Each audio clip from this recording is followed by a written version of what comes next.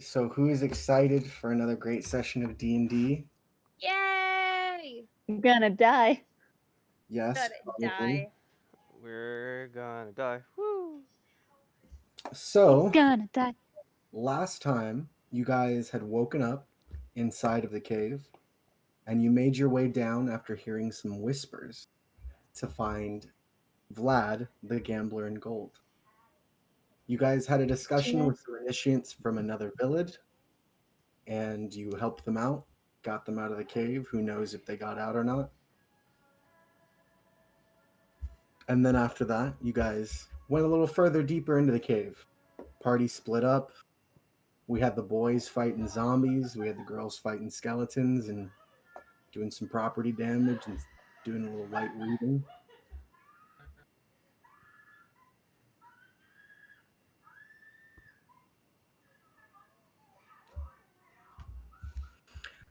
As well as trying to break into someone's house. So Not us. after all of that, you guys got into a little bit of a argument with Urag, Dura, Evangeline, and Pansy.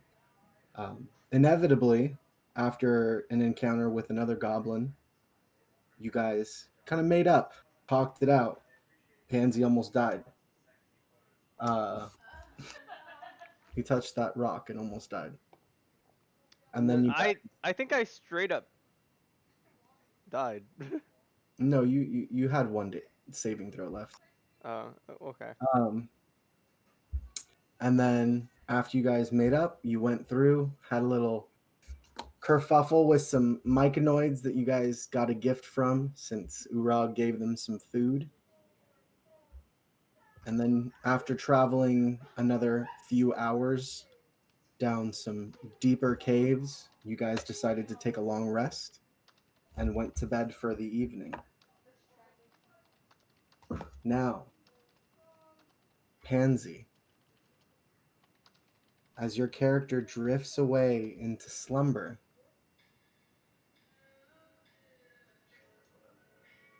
okay, uh, as you guys drift away into slumber, Pansy, you begin to slip deeper into a dream state.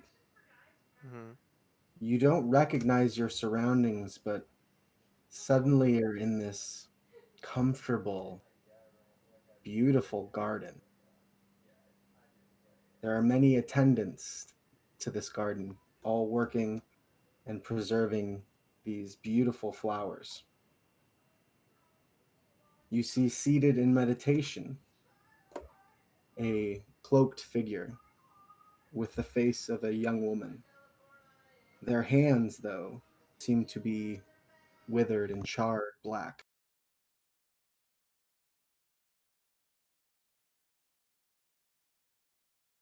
What do you do? Withered and charred black. Mm, uh, I think I will try to approach the said thing.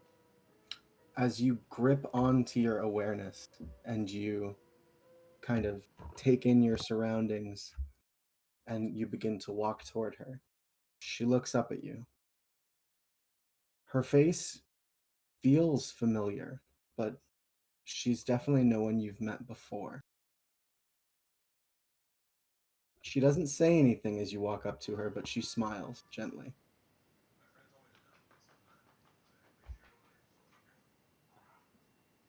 Who? Who are you? Where? Where am I? You are in my garden, child.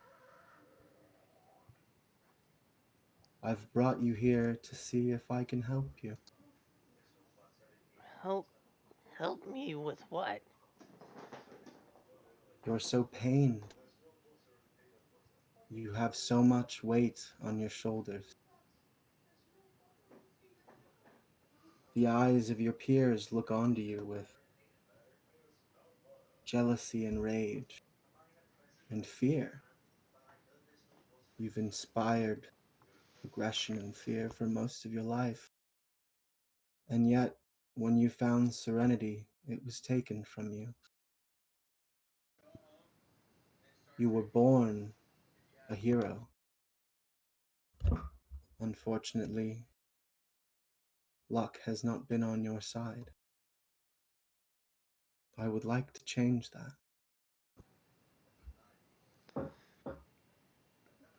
Who are you to tell me that my life is faced with turmoil?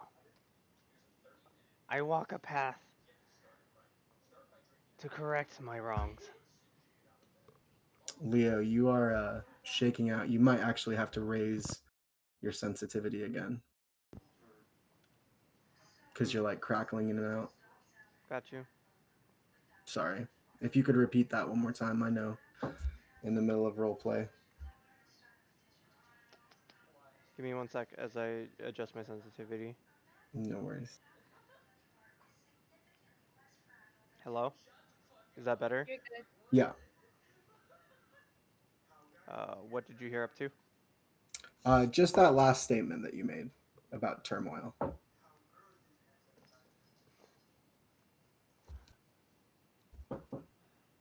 Um, my life is in turmoil, but I seek to correct these wrongs.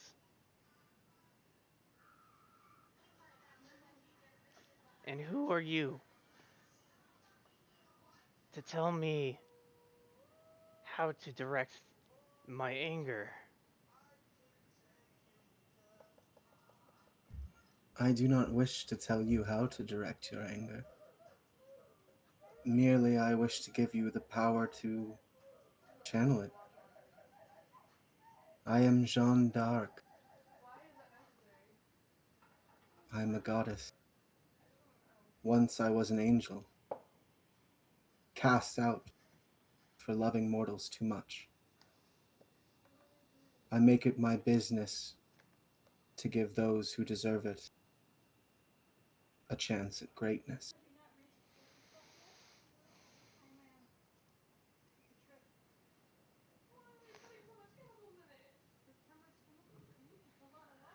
I I worship the Earth Mother and no other god. What can you provide me that she cannot? She holds out a hand.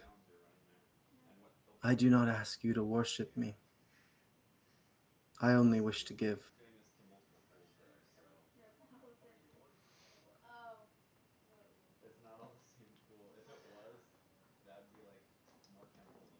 He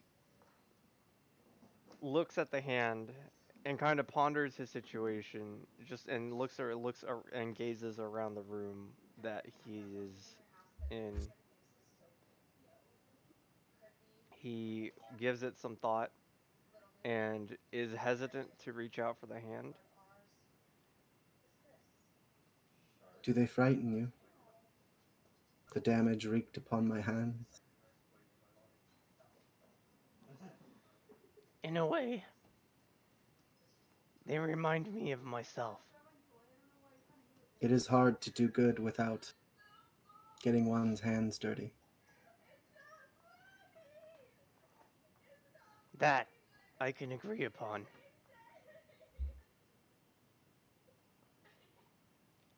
Do you, He takes the hand, though as you reluctantly first though. as you take her hand, for but a moment you can feel this radiant holy energy wash through you. You feel at peace for just a second before reality returns and your awareness returns. You realize suddenly that you are awake within the cave. Your party members are asleep still. You're not sure how long, or how much time has passed. You do still feel tired, but you also feel something strange. You feel stronger, and there's this buzz at the tips of your fingers. You feel as if you wanted, as if you wanted to, you could manipulate magic and the weave itself.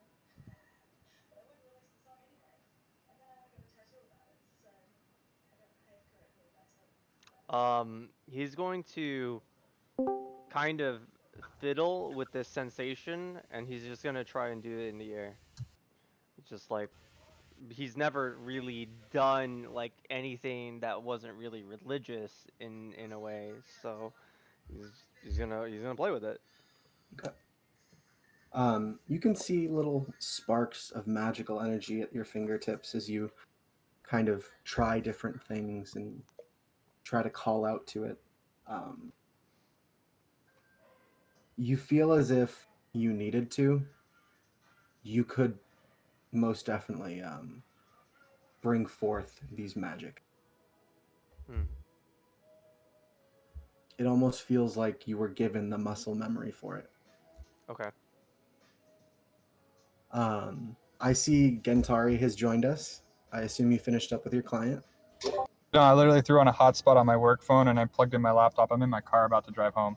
For That's sure. how much I wanted to be here. I appreciate that a lot.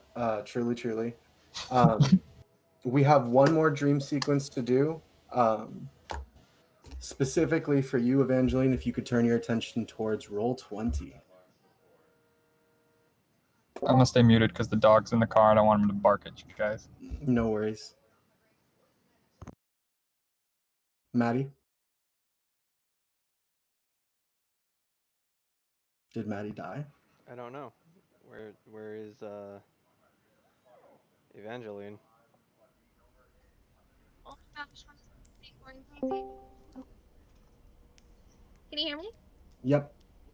Okay, there we go. I fixed it. Cool. If you could turn your attention to roll 20. I'm assuming, can anybody hear the music? We all Can I can. hear it? Okay. I know a few of you seem to not be able to hear it sometimes, so I wanted to make sure. I can hear it this time. Hey, what up? That's awesome. Okay, so Evangeline, Test. Yeah. as you drift off into slumber, a familiar fear takes hold in the back of your throat. As you breathe in and out and drift deeper into slumber, you can feel hands pressing all over you, whispers in your ears, and then nothing. You can feel your body, but it's all weightless as you're drifting in this strange universe. For what feels like days, you drift wide awake, unable to move, but totally aware. And then suddenly, before you and out of the foul smelling clouds that surround you, a familiar face, well, mask. You see before you Ganir in all his glory, his 4 arms dipped in blood, his golden ram's mask worn and adorned with fire and smoke. His hipped wings and his legs seem to reach back into the mist, out of view. He looks at you. From where you are, he appears to be enormous. You aren't even larger than his head in this world. He kind of kneels weightlessly down and brings his face close to your body. Well, well, well. It seems you be needing more power, girl. You come to old Ganir. Tell me, what can I do for ya? Engineer. Well, you've been having trouble I saw you deal with those skeletons. That was humorous, to say the least. Enjoyed the show? Most definitely. So, you needin' power. I can give it to you. I got some things you might like, but I need something too. Your friends found something they shouldn't have been finding. Something I want for myself. So you're gonna get it for me. Deal?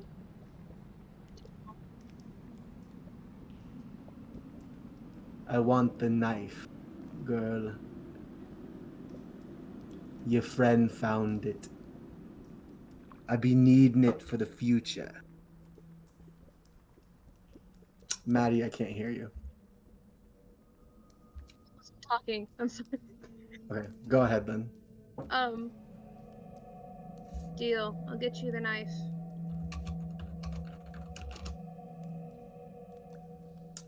Well, a deal is a deal then. Enjoy your new powers. I give you some things to make you a little more squirrely. And I figure you'd feel a little less lonely if you could play with the animal. He disappears into the cloud of smoke. And you feel almost another few days of drifting aimlessly. And then you awake back in the cave as if nothing had happened.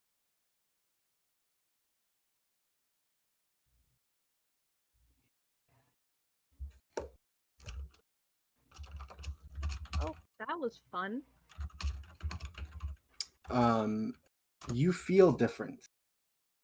You feel as if you could call upon the power to change your form at will, but only on the outside and only through illusions.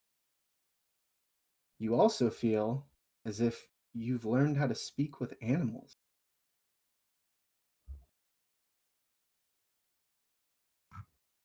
She stretches, trying to at least get comfortable with everything that just happened.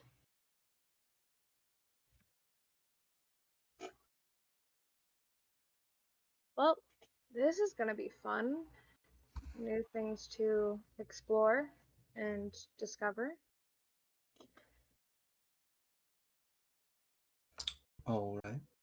And just so we're all on the same page, I wanted to make sure. Oscar, do you know who took the bread? Which bread? You remember the bread you found in the chest with the silver rod? The broken chest. Yeah, I I don't remember, but if we can't remember, we can just say I ate it. Um, Urag would definitely eat some shit like that. okay, but real quick.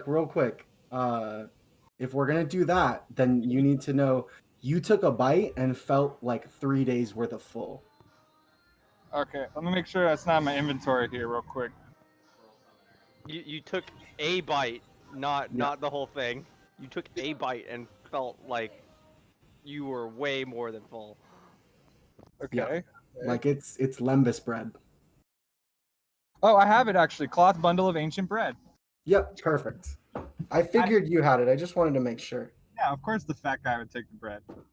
Yeah, and then we'll have some shenanigans with that later. I just wanted to make sure I knew where it was. Should I put like Yay, bread.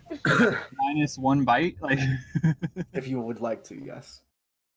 okay, I will type Um, that when I'm not in motion. so moving right along. As morning comes, you all feel rested. Obviously, Evangeline and um, Pansy feel a little less rested, but stronger nonetheless.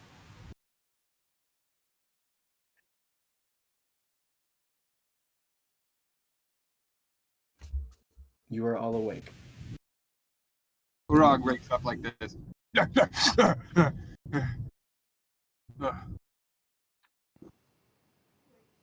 up.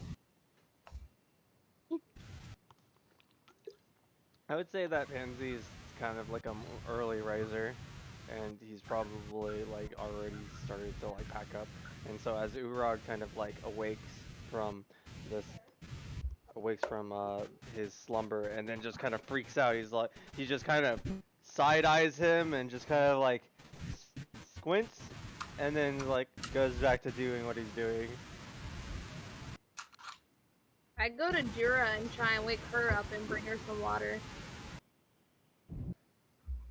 Wake up, look over. You're like, oh, hey. I'm gonna look over to my. I was gonna say, look over to see if I, to out of habit, take a swig of me, but then I realized I drank it all. I'm disappointed. What a horrible way to wake up.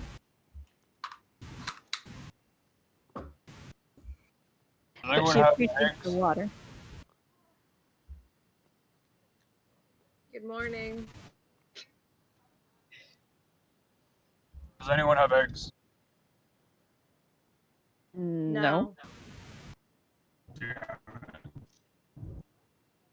Usually eat like 12 eggs.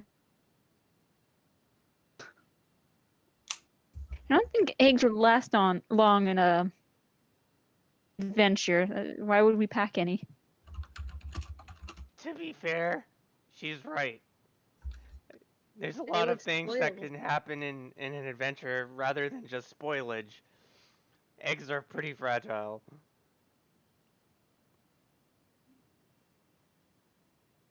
Did you just say I'm right? Shut I up. believe he gave you a compliment. I know. Aw. This fist still has your name on it. Why don't you put my name on your fist? I'll put your name on a pan. He's gonna Okay, he's gonna ignore her and then continue to pack up. What are we doing with this chest?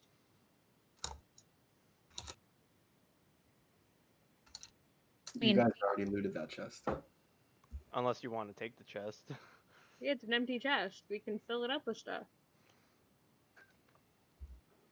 I feel like that would be a waste of our time, so he's gonna ignore her. I mean, if we're just gonna pick stuff up and we can carry it, we should just carry it on us. If we just carry a chest of carry stuff that we, like it doesn't make sense. Wait, I blacked out. What about the eggs? We don't have any. Son of a bitch! Hey, Kalia, we still supposed to be seeing Guinea? What? No, you shouldn't be able to see him. Oh, I'm sorry. I forgot to move the player tab. Yeah, that's Alright, can you guys see it now? yeah. Yes. Yay.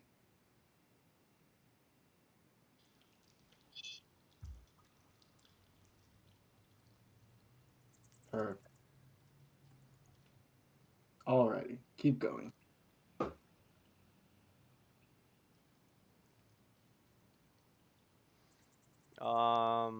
So Pansy is not going to leave his group, but he's going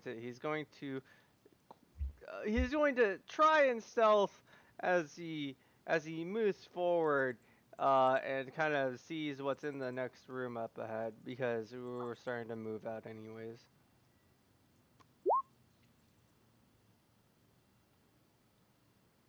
Okay. Go ahead and move your character. That's not it. Give me one more second. I have to roll it one more time. Player. Give me my stealth. There we go. Okay, so 13 was the lower one. Oh, you have disadvantage, right? Yep. Yeah, 13 is the lower one.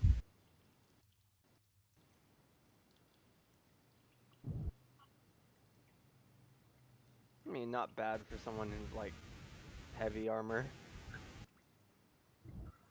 So it might just be because I'm on a hotspot, but my screen for Roll20 is all black. But that makes sense.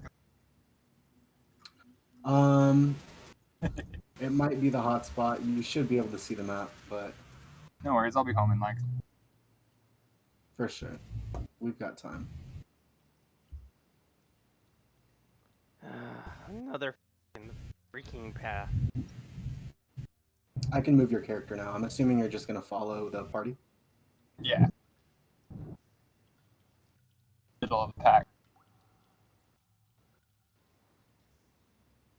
As you get closer to a widening in the cavern, because you can see it seems to get more expansive and it opens up into this large cavern.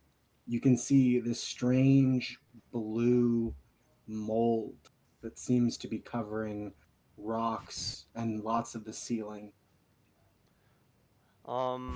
Pansy's gonna stick close to the walls. He's not gonna touch the mold because in fear of whatever it can do. He's not a nature type person, so Mhm.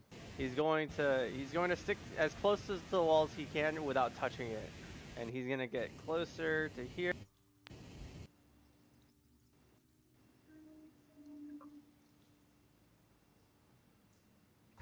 You can kind of make out that the next chamber seems to be filled with like a foot of water, and there's more of that kind of mold growing on top of the water. I'd like to smell the mold. All right, you come up and you smell some of the mold on one of the cavern walls. It smells pungent. It kind of smells like blue cheese, if you've ever smelled that. Delicious. Just put it on a slice of bread and toast, and You could. I know you were going to say that. I'm gonna lick it. Um, it tastes like a moldier blue cheese, like a more rotted blue cheese. Not bad. Um, you don't seem to feel any adverse effects at the moment, though. he's going to here. As you enter the chamber, and you make a little bit of noise as you kind of shuffle through the debris on the floor, you hear a voice. Who goes there?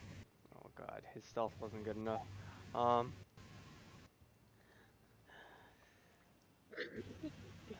Champions who will overcome this trial.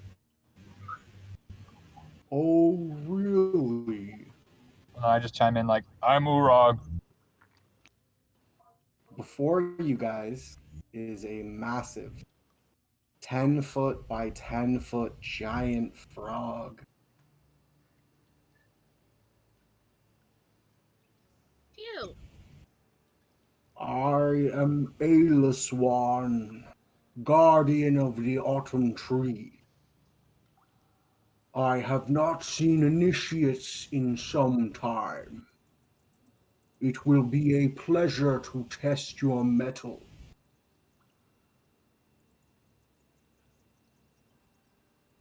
You can kind of hear pounding from the back. Doom, doom, and then a big whoosh as another frog comes. We four are the Council of Toad and Frog. We will test your mettle. As four frogs and one toad land before you. Where's the toad? The toad is the smaller one. He looks a Baby. little bunchier. You said 4 frogs and 1 toad? I only see 4. I'm sorry, I meant 3 frogs and 1 toad. 4 amphibians in total. Ah, I got you. Okay.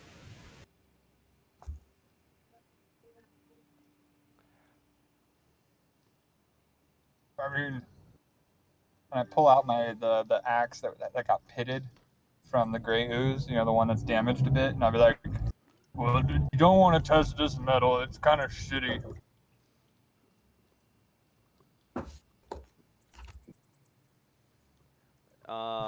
Pansy readies his maul. I'm sorry, what was that, Urag?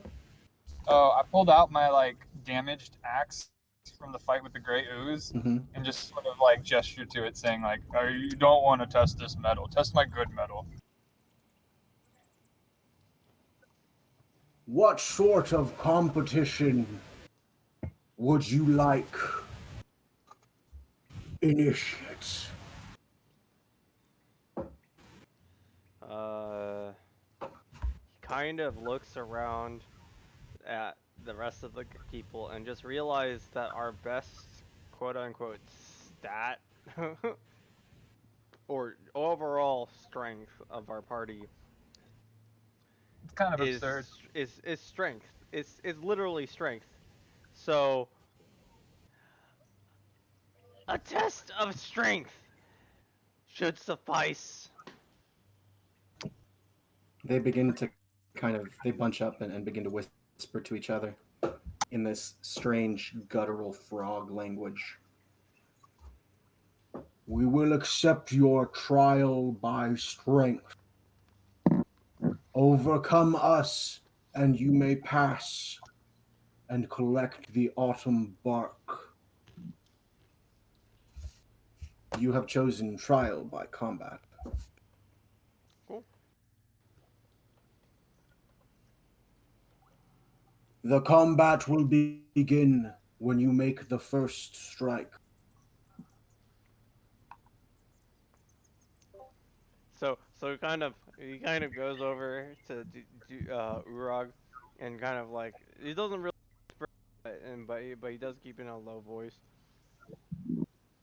So he's telling us to attack him all at once, at the same time. I mean, I'm down, but we should stretch first. Good idea. And by that I mean I just got home, so let me get on my actual internet. Damn it, dog. Oh no! A dog's inside the room. We're screwed. Attack of the dogs.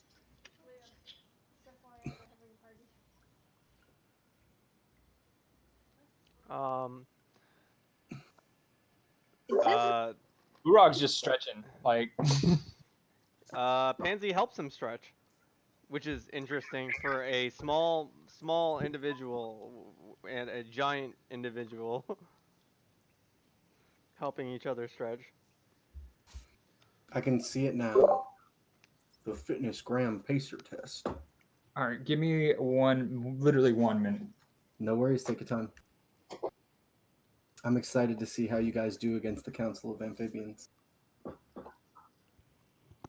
Should we send Eva to the toad? What? I was saying, should we send Eva to the toad? A small one for a small one? Lol.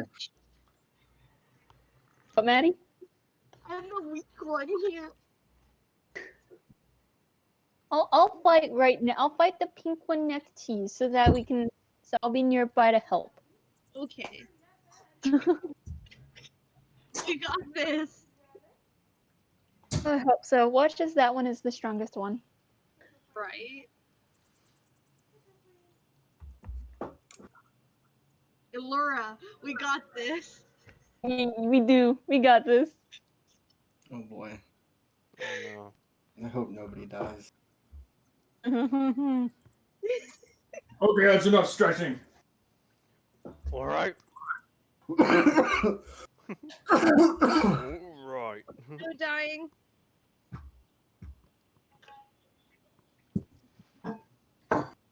Are you ready to begin?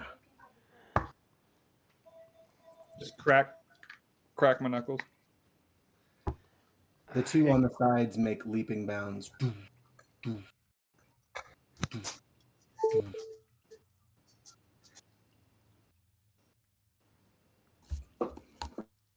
He's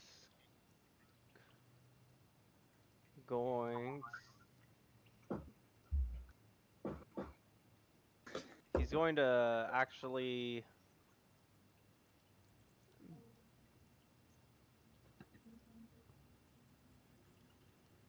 Are we rolling initiative?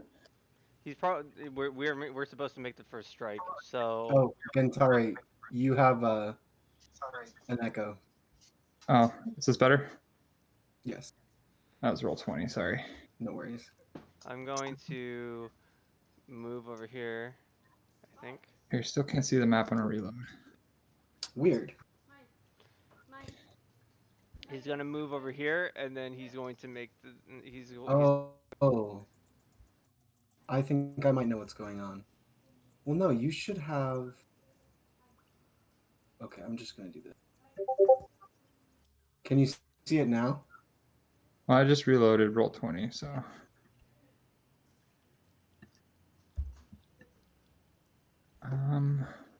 No. Wait, yes. Cool. Just had to move the screen a bit. He's gonna wave down to over to the others as he moves to follow in with him and to quote unquote attack the same target. Hmm. Oh wait, all going for the same one? Yeah. Okay. Wow, you didn't hear what I said earlier? They said make the first strike. Well, might as well all attack at once at the same target so that we all get an Yeah, attack in. Now. Okay, I'm gonna. I'll go here. So yeah, I'm gonna rage. Okay. Move into this little spot so that there's room. And swag up there. They watch as you do this. I'm gonna put my quarterstaff away and just ready my fist, crack my knuckles. 1, 2, 3, and then we just like smack the same target. All right, all of you roll your attack for whatever weapon you'd like to attack with. Oh, it's my big boy. Let's do it. Attack option.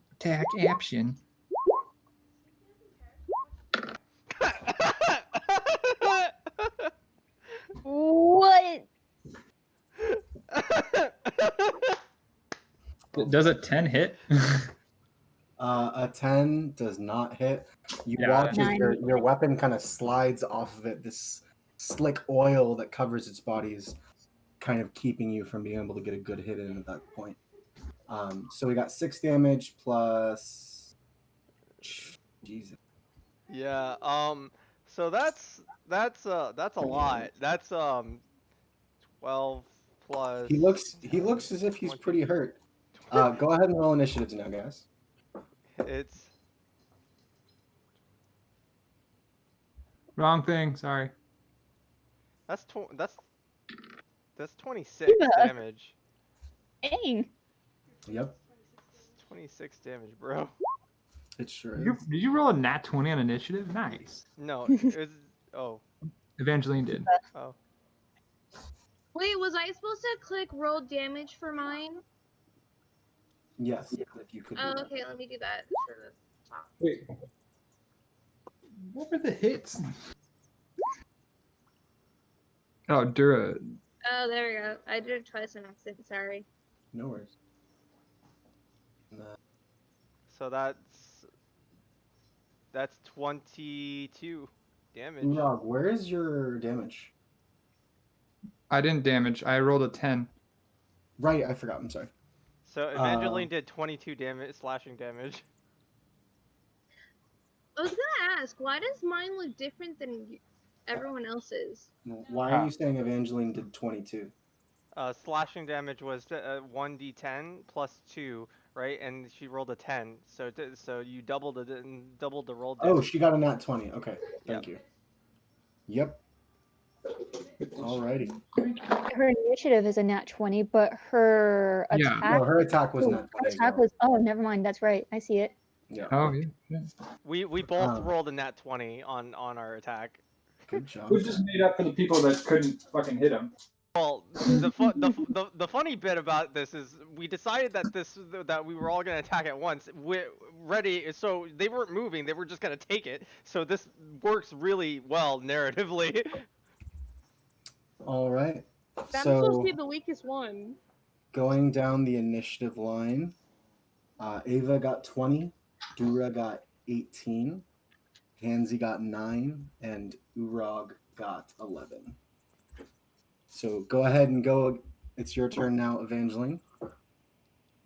Combat has officially started. Oh no. I'm surprised we didn't kill it outright with our damage, man. I'm now scared because that one's the smaller one. I'm gonna put a hex on it.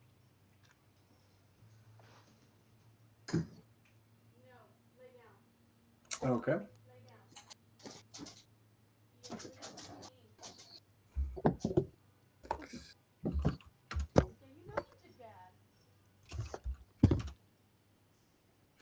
So you're putting it on the frog you guys have damaged, right? Yeah. So there's a curse on him.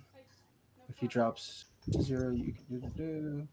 And you deal an extra 1d6 necrotic damage to the target whenever you hit it. Ooh. So go ahead and take your action now. And then I'm going to hit him again with my glaive, my scythe. Go ahead and roll for your attack.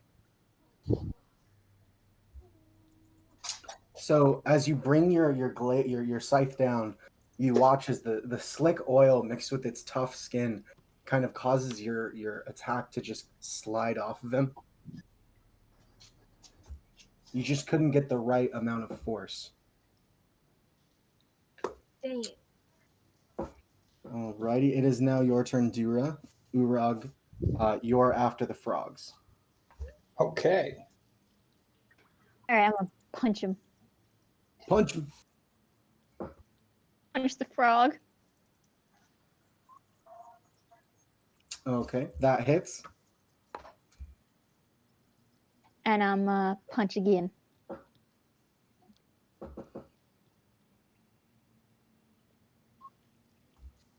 That does not hit. This time it's kind of ready for your punch and it flexes its muscled insides and you hit a part of it that just doesn't give. It is now the frog's turn. Ah, fuck. They all jump up and land around you guys. Oh no. Fucked up.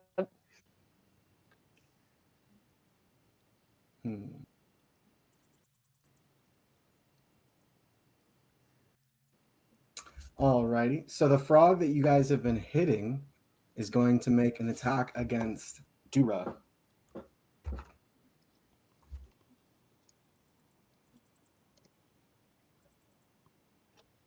Alright, does a 21 hit Dura? Yeah. Alright, you take 7 piercing damage, and you are grappled with its long tongue as it lashes out at you. The frog over here, next to Urag, is going to make an attack against Urag. I don't think an 8 hits. As it kind of lashes its tongue out at you, it's hitting you from behind, so it's just getting shell. That's right. And Urag just growls like, "Ugh." The red frog is now going to go after Evangeline. Oh no. Does a 22 hit? How do I find that out? It's your AC. Your AC is currently 11, Evangeline, so it does hit. Okay. And you're going to take 6 piercing damage, and you're grappled. Okay. So the 2 frogs that are grappling Evangeline and Dura currently seem to be in their own right grappled because they are grappling with their so they're not, they seem to be specifically targeting them.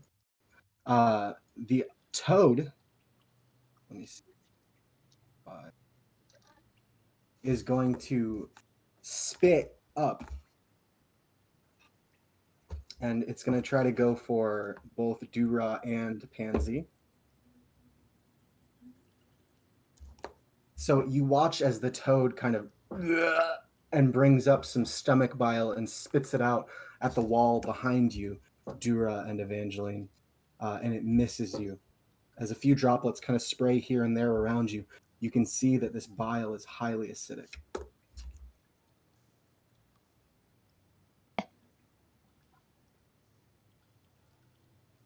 That could have been bad. It is now your turn, Urag. All right, so Urag sees that they're surrounded. It was this one that grappled Dura? So that one grappled Dura, and then the red one grappled Evangeline. Okay. I'm just gonna be like, look, we can all just talk about this. I'm just kidding. And this fucking, I want to hack the tongue. Oh, okay. Go ahead and roll an attack. Yeet.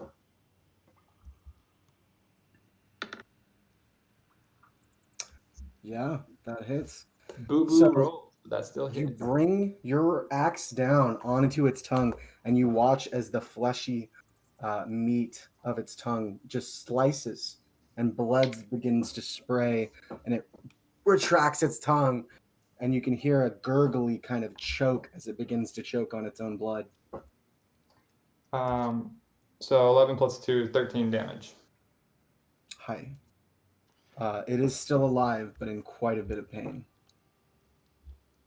It is now your turn, Pansy. He's Well, I going can't hear anybody. to. What?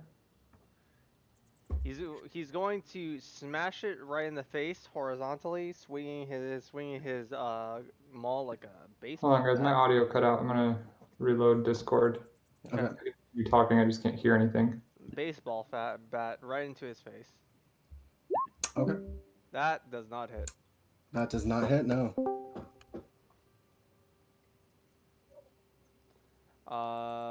So he cannot do anything here. Okay, I don't know what just happened because I cannot hear a thing. Oh, Still can't hear?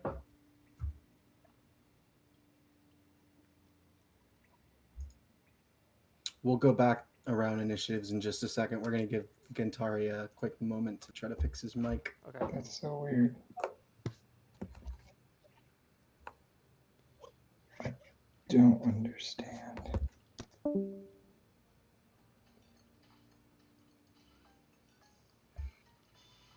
If you guys need to take a bathroom break or anything like that, go ahead and do that now. Yes. Oh, can you hear us? Yes. Sorry, I had to Oh, that quit. was a much faster fix than I expected. I'm an IT guy. He's going to use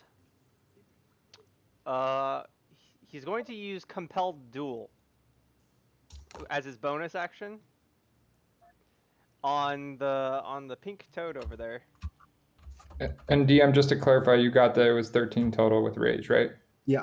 Perfect. Just want to make sure. Thank you.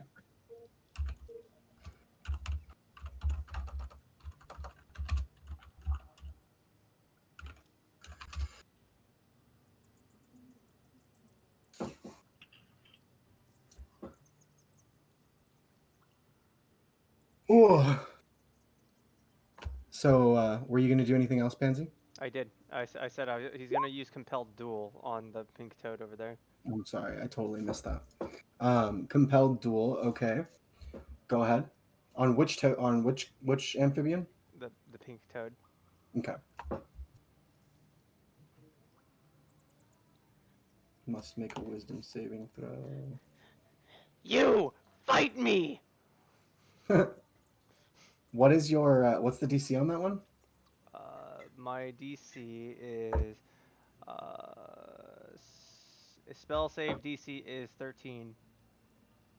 All right, it saves. It saves. Okay. It saves. It just looks at you and is like, on a failed save, the creature is drawn to you and compelled by your divine command. For the duration, it has disadvantage on attack rolls. Well, it succeeded. It got higher than your DC. Oh, yeah, okay. I'm trying to see if there's anything, if the spell fails, if there's any other thing. That Okay. sucks. No, I I just think wanted to it's see just like because it some of fails. these spells will have like, if the creature succeeds on the saving throw, you can't use the spell on it for another 24 hours or something. But it doesn't have anything like that. That fucking But yeah, sucks. it seems too focused on trying to draw Evangeline into its mouth. Oh, Speaking of which, Evangeline, it is now your turn.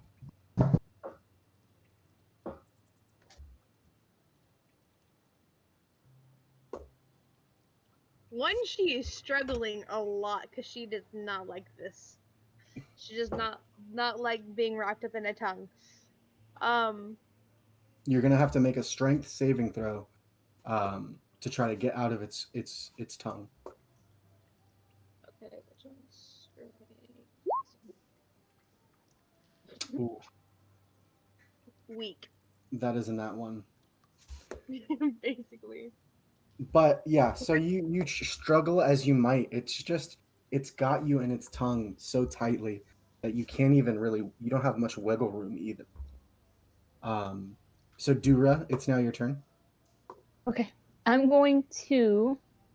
So am I free from the tongue? It got cut, right? You are. It got cut off and it kind of flopped off of you as soon as it was cut from the rest of the body.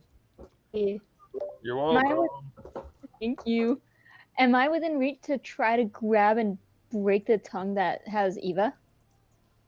You'd have to kind of climb over them, because both Urog and Eva are in the spaces you would need to move. You're kind of packed because of the way you guys surrounded the one frog, and the rest of the frogs surrounded you guys. Okay, so my alternative idea is to just grab Eva and try to yank her back. Okay, go ahead and make a strength. Go ahead and make a strength check for me. Okay. We'll see if you can just pull the tongue off and stuff like that, or something like that. Okay, so as you pull, you can feel the tongue loosen as you pull, and before long, the frog actually retracts its tongue out of fear that you'll pull it apart. Eva is now no longer grappled. It is Yay. now the frog's turn. So the frog that is the most wounded is going to try to make a desperate bite at Urog for cutting his tongue off.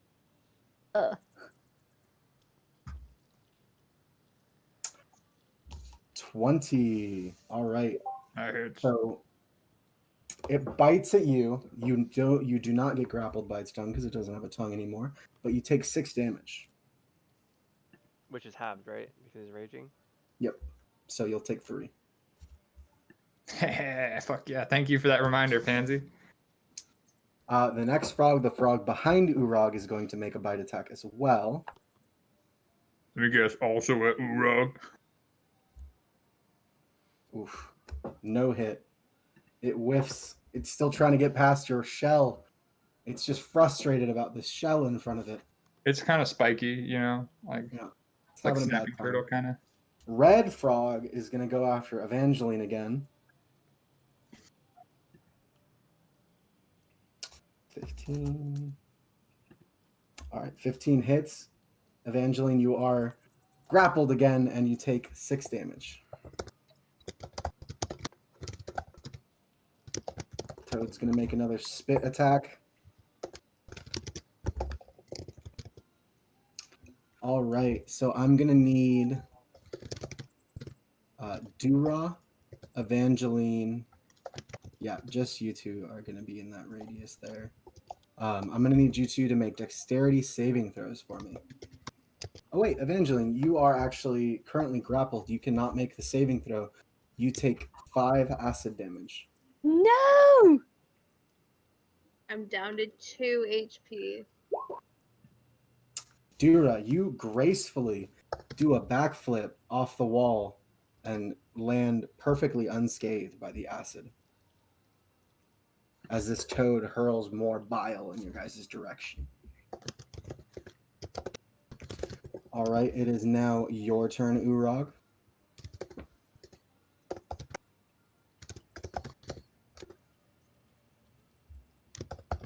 Urag was just writing a telepathic message back to his client. Sorry. I'm okay. So I'm in my head. I'm imagining, even though I'm technically two-handed with my axe.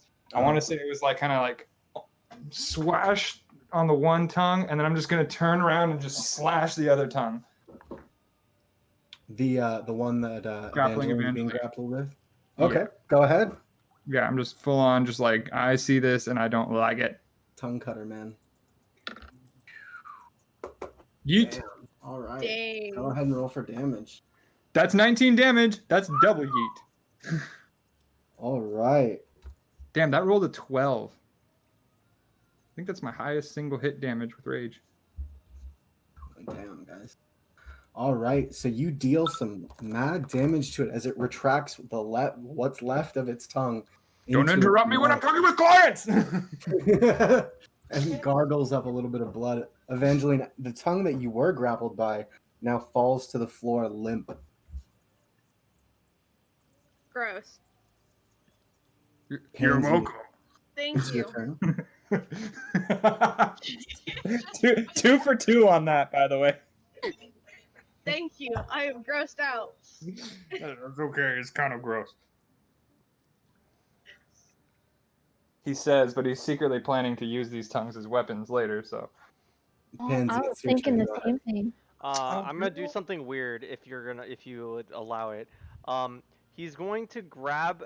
He's gonna try and move past Dura, and he's going to grab Evangeline by the shoulder and fling her behind him. So they're gonna switch places. Hmm. In the words of the Mad Hatter, change places. Because of the way that, you know what? Oh, this is so hard. Because you Who are guys you kind of playing? pushed in here. It would take a lot to do that. So, Leo, I'm going to go ahead and say no on that one. Okay. That doesn't work. I doesn't really know what he's doing. Wait, is it halflings or goblins have the ability to move through an ally's space because they're small? Well, I'm not really worried about Leo moving through the space. I'm worried that Evangeline then has to go through Dura. And Dura is by no means a small creature. Yes. No. I may be small in person, but I'm not as small in height. Instead, he's going to do this. Okay, he's going to, if you will also allow, can he at least touch Evangeline from his location?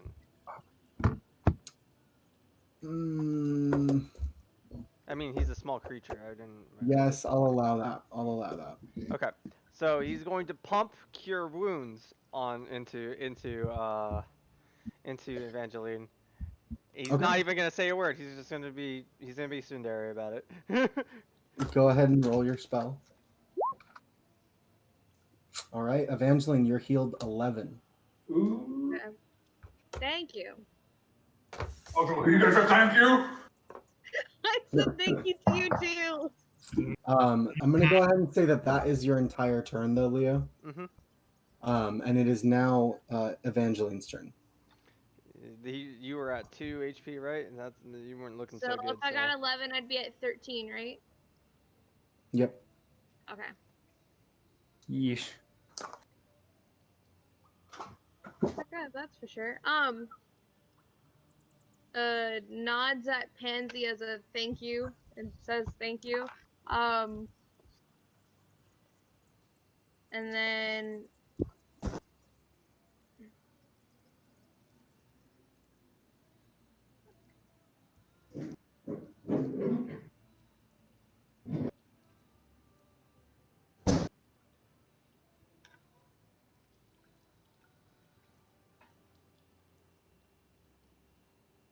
can I use burning hands? Yes. Burn them hands, girl. I'm gonna do burning hands. Alrighty. Make them burn hands.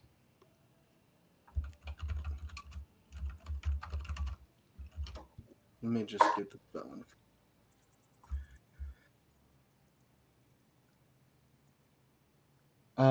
Where are you aiming? I'm aiming at the one we started wounding in the first place. The one that's hexed. Okay. I guess I'm having Johnny Walker Green Label. So lucky that that doesn't hit any of your friends. All right, so he's gonna make the saving throw. What's the DC on that?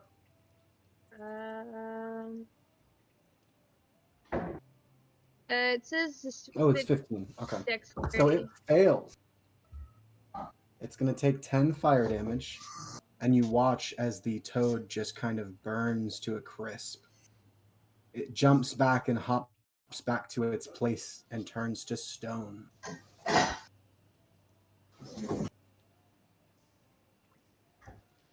Yay? One frog down.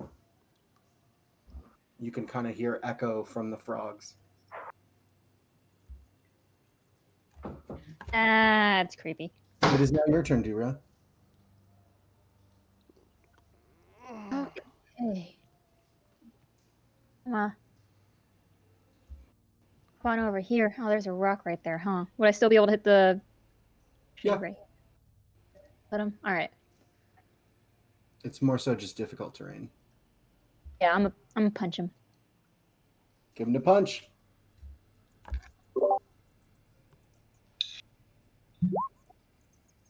Oh my god. All right. So that is. Ooh.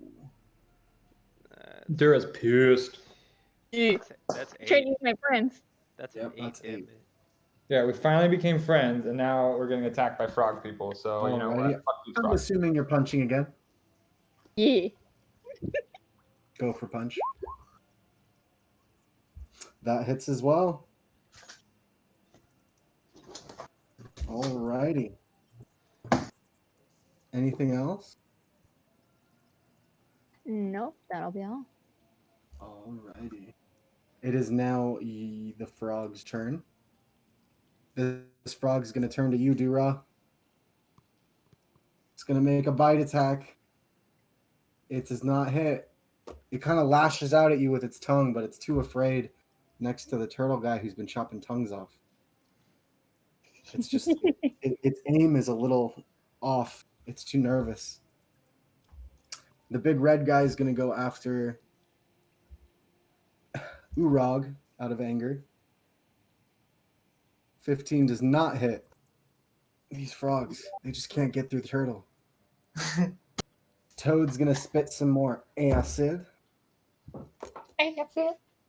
All right. If I could get Urag and Evangeline to make dexterity saving throws for me. Okie dokie. Make that acid drop. Dexterity check. Wrong program. All right, Evangeline, you make it. You manage to just jump back out of the way right in time. Unfortunately, Urag, you don't manage to get out of the way, and you take 5 acid damage. I get splashed with acid. I'm just like, oh god damn it! Because this is the second time in this fucking cave I've been covered in acid or acidic substances. A little bit gets on the axe that you have that's already been melted a little bit and melts it a little bit more. No, I'm not using that axe. Isn't it on your back still? Oh yeah. Oh then yeah. Aw. I'm just gonna like look at the axe that I've had for like years now that's been slowly decaying because it's fucking dungeon. I'm just gonna get more mad. I'm just gonna be like, you fucking goddamn it! All right. Our Now your viewer- turn. Uber. So bad. Our viewers are asking if you have battle music for this fight. Sure. Battle toads.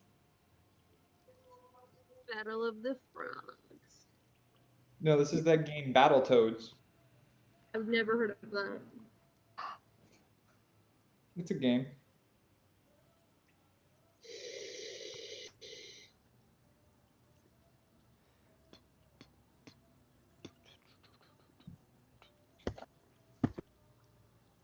Shout out to Jess for getting a new computer this soon.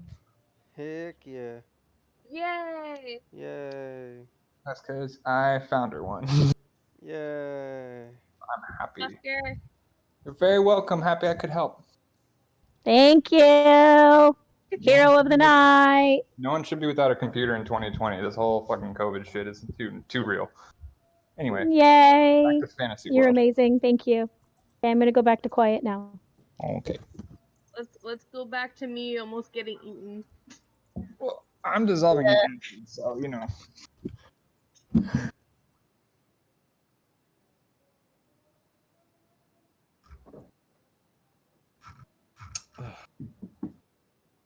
Annoying. It's no big deal if you don't. They were Well, just I don't have a bot like you do in yours, so I have to actually use the music that's supplied by Roll20, and it's not like labeled like anything that's helpful. right. Oh, At least the music that's available in Roll20 is royalty free. The Yes. Why music does I use everyone is want not. me to get eaten by the frogs? Yeah, we need good frog eating music, okay? Just throw Aqua to the frogs, man. What's some good frog eating music? Hungry, hungry hippos. No, wrong animal.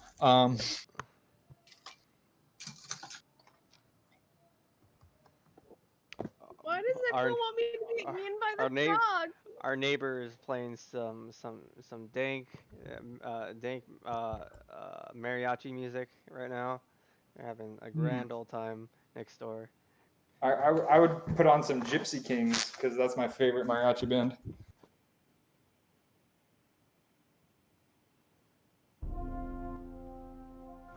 There we go. all right. That's good combat music. Hopefully that doesn't get too annoying. All right. So, if I'm not mistaken, it is now Urog's turn. Which one was the fuck? Was it the red fucker that threw the acid on my old axe? No, it was the toad. Oh, I It's can't a reach small him.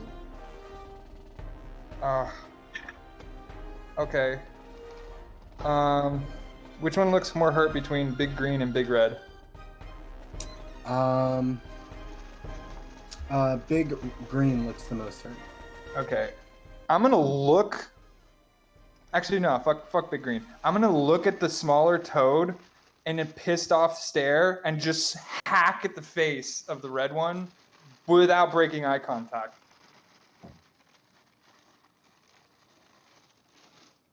Like, I want him to know I wish it was his face I was doing this to. Oh my god. Roll attack. Yeah. Intimidate upset. that. Intimidate that mother. That hits. I rolled a 5 and it still hits. I love this game so much. Fucking 11 because raging. Rah! Yeah, I'm not gonna deal with the battle music. I'm sorry. That's fine. I'll get a bot at some point. I just Roll20's battle music selection. I can't deal with it. Yeah, I need it's something that it's lasts pretty 3 bad. hours. Yeah, it's pretty bad, honestly. I have a Spotify playlist, but If you Yeah, want, I I can don't know put how a to- bot in our server. I know how to do it. Can we do it later? Yeah, we'll Can talk we do it about this later? later. We'll Can talk about we this play later. D&D instead? Yeah. Right now, let's focus on what we're doing. Please. All right, so Urog, what was the damage? 9? 11. 11, right, because you're raging. Yeah, that rage +2. All right, the other frog looks real creeped out. Not sure how to deal with the eye contact. Very awkward. And then I just do that one thing where like I make it like it's like your hands in a thumbs up, but you're really dragging your thumb across your throat, like I'm gonna fucking kill you. Yes, the knife to the throat. Jeez. I Go had ahead, good memories with this axe. Pansy. I killed a lot of things with it. Okay. Pansy. Is my turn? Yep. Hmm. He's not really in a good position to do anything other than move up and hit this person. And do that. He's used all his spells already because paladins don't get very many spells. Very sad times. Yeah, and I think the max level you get is 4th or 5th level. Yup. Hashtag greater speed. Yep. So he's going to smack it a good. Well, actually, how far was that? That's like 15 feet. He's going to give it a good smack with his maul. All right, go ahead and roll attack. Give him that smack. Give him that smack. Give him that smack. Smack. Smack attack. That hits. Roll for damage. That hits. How do you want to do this, Leo? He's going to smack it right down in between his eyes and smash it all the way in, all the way to the ground, baby. As you do, He's gonna try to hit the rock below beneath. as you do, you watch as this gore and flesh that you've smeared across the rocks kind of regenerates and then jumps away and lands and turns into stone in the shadow somewhere. He's going to take the rest of his movement and position himself like, I don't know how far he can go because this is hindered terrain, but he's gonna try and make it from here to like there if he can. Yeah, you can do that. It's only 10 feet, so it's a total of 20 feet of movement. Okay. There you go. I wish you could see me right now. Alrighty. So Pansy's turn has ended. It is now your turn, Evangeline. Great. I'm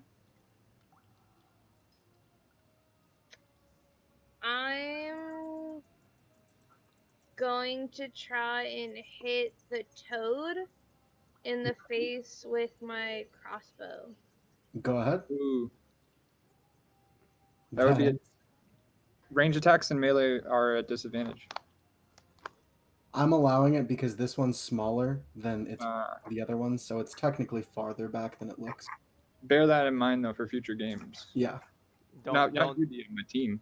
Generally speaking, don't do ranged attack and attacks in melee range. But that The hits. reason I Go said ahead this and because roll if for you damage. do look at it, it looks farther away from me. That's why I said it. Oh, no, you're good. We understand. And he's allowing it, so. Go ahead and roll for damage. Oof. It just kind of pricks it in like one of the fingers. You watch as your bow just chops off one of its digits. It looks upset. It's not happy about that. Okay. I'm still staring at it. So it is now the frog's turns again. Big Red is going to make an attack against Urog. Yeah, he will. He's not going to make it. Still frustrated. He's just kind of wildly trying to bite at you, but you're keeping him back with one arm while you stare with death glare at the toad. Toad's going to make a attack. I'm going to need Dura and Urog to make dexterity saving throws for me.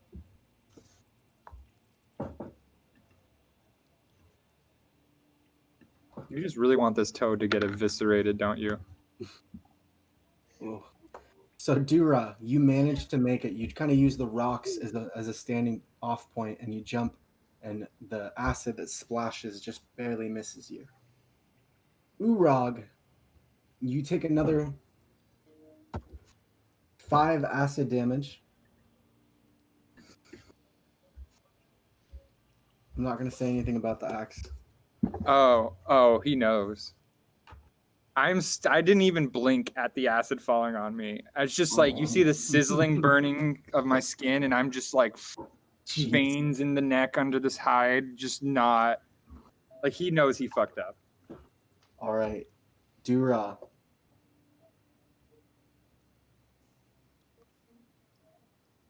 Dura, Sorry, I was muted. Whoops. go ahead.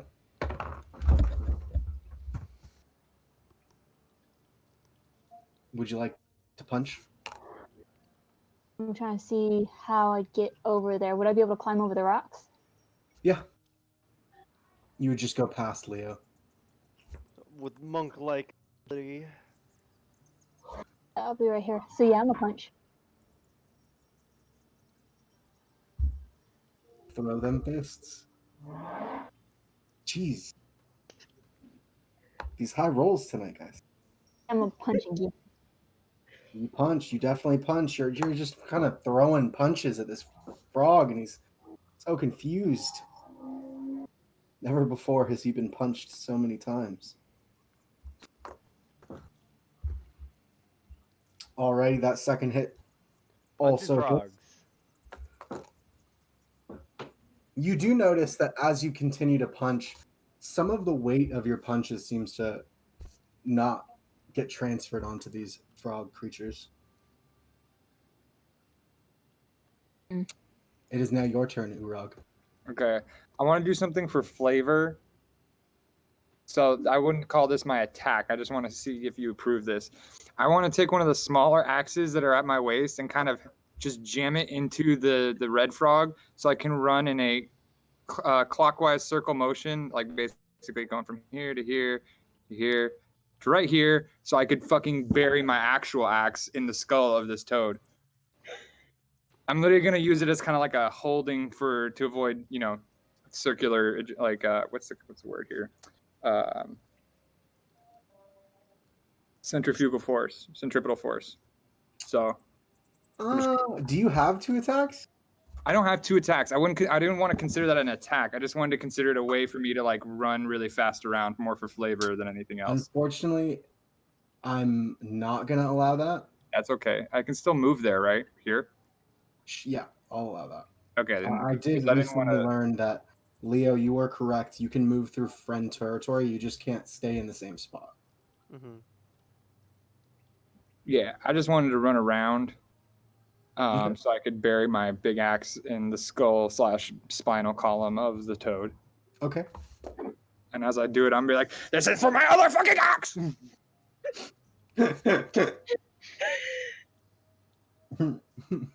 Roll the attack. Ooh. Ooh. I figured Dura would just move out of the way as she sees me going through. DM, I have a question. I have a really. Go ahead. This might change this moment. Last game, with my awesome speech, you gave You me had inspiration. Yes, you still have inspiration. and that gives me advantage on this attack, correct? You can use it. Yeah. How do you roll with inspiration from the DM? You can use it and it gives you advantage. I don't mind if you use it after the roll. Okay, Oh, that's right. We both have inspiration. that's better. Second one hits. Go ahead and roll damage. 14. All right, you bury your axe into the back of that toad, but it kind of bucks and wiggles and gets the axe out of it. It looks angry and upset, still standing, but it looks ready to go down. And I'll like lean in as I pull my axe back and be like, "I told you I would kill you."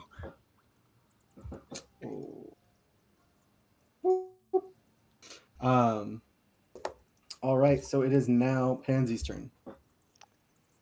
How's everybody looking right now? Half. Got you. Okay. I'm good. You good? How's Dissolving in acid, but that's how's Evangeline? I'm 13 out of 19. Oh, that's fine. You're all pretty good.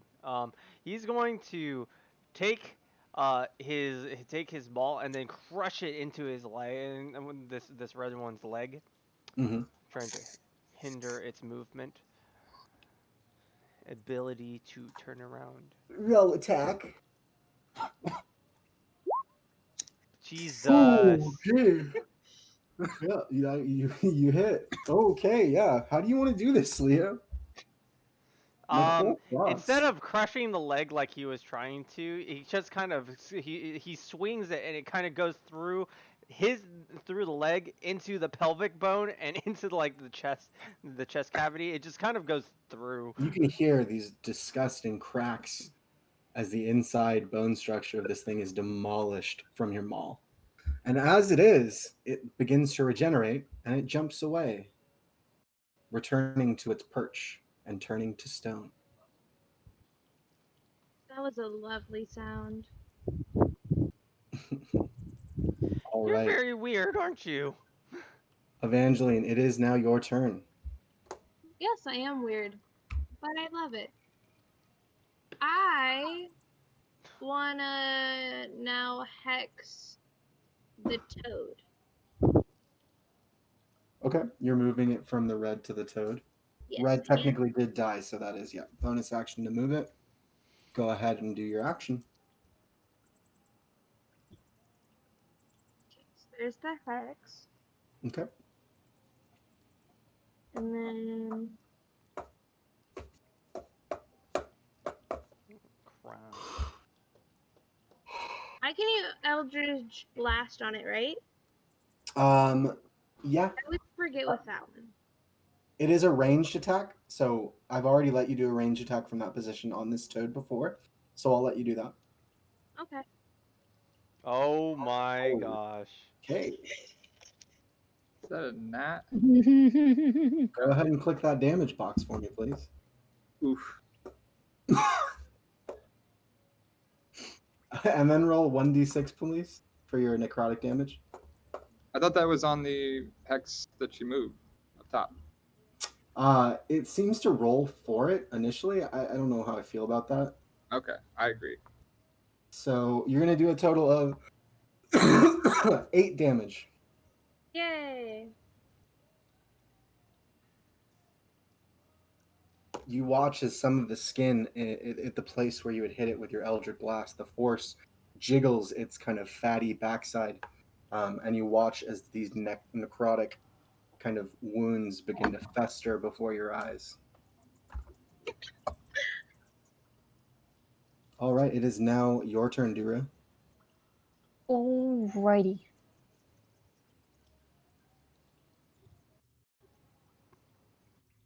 Do a very, very fast dash behind this rock, and I'm gonna punch it. Throw And- them punches. The toad. Making That cat hits. man. It's not looking good. It's really not looking good. I'm gonna punch again. Oh boy. How do you want to do this? Moi wa moi shinderu. Nani? Urog, you watch as you want to hit this thing and you're about to, but all of a sudden, through its mouth, you watch Dura's fist go through the back of its skull and out its mouth. Right. No, this is perfect. I saw the other ones regenerate and dive in the shadows. I want to try and jump on it as it's doing that. Okay. I want to interrupt this process. So it regenerates and then it jumps, and I'll move your character over to where it jumps. And it jumps over here. So now you're over there. All right, cool. And I'm just gonna keep punching the fuck out of its face. But It's since currently stone. I know, I am aware. that is a pointless thing. So how much time are you spending punching this thing? I'll throw all those hits at it. So you take Just- a total of 5 damage from just scratching up your knuckles in your I'll fist. take it. You do feel a little bit better as the statue has kind of been graffitied by your blood. Oh yeah, like I'm imagining Urag just straight eyes are just full black, like pupil, like it's his pupil is his eye, and he is just foaming at the mouth and just angry, like biting the fucking rock. He's You guys enraged. watched him kind of just take a ride with the stone frog and his torch with him. This is entertaining, but don't you think we should get him? No, let him punch it out. Okay. He needs it. Am I making an effect on the stone? No. Ah, It seems as pristine as it was when you started. Pansy's gonna slowly move his way over. Okay. Urag will slowly stop, but I'll stand in front of it, just breathing. And then before I turn away, I'm just gonna hawk a bloody loogie at its face and walk away. Come on, Dora. Let's go. Your face is bloodied, right? And he's going to I'm bleeding from the mouth. bleeding I from bit the thing. I'm bleeding from the mouth for sure. he's gonna touch his mouth, and then So sweet, so tender. he's gonna touch your mouth and also touch your fist wherever it's bloodied, and pump five of his lay on hands on him. I will appreciate that as I calm down from my rage. The bromance is real. And then I'm just gonna take a deep breath and be like, "Do we have any eggs?" No. No, we I'm don't. sorry, we don't. They always make me feel better. It's just, Good. it's my favorite.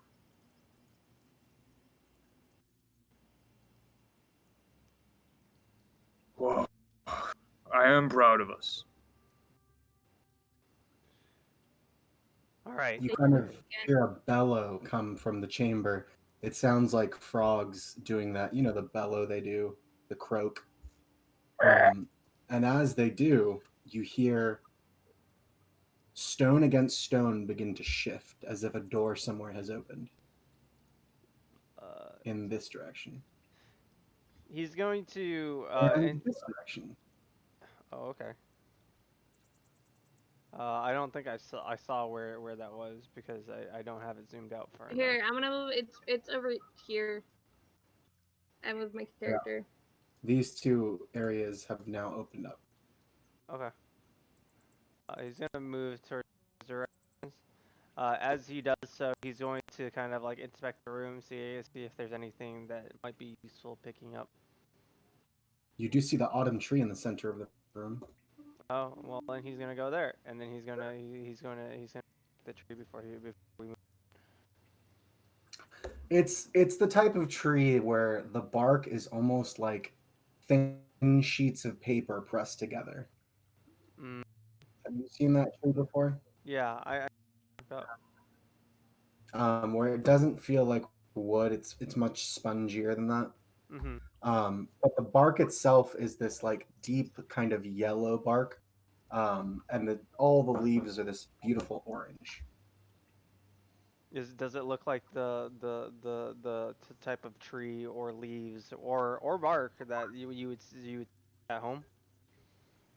This looks like a much older tree than the trees that you're used to, but this is probably what they were talking about. Yeah, I'll say I kind of followed Pansy up to there. Could I figure out what type of it is by rolling like a nature or something? This is the tree that you're looking for. Oh, it is the tree that we're looking for. It's the only tree that you've seen underground. So Rug's just gonna be like, this is a pretty cool tree.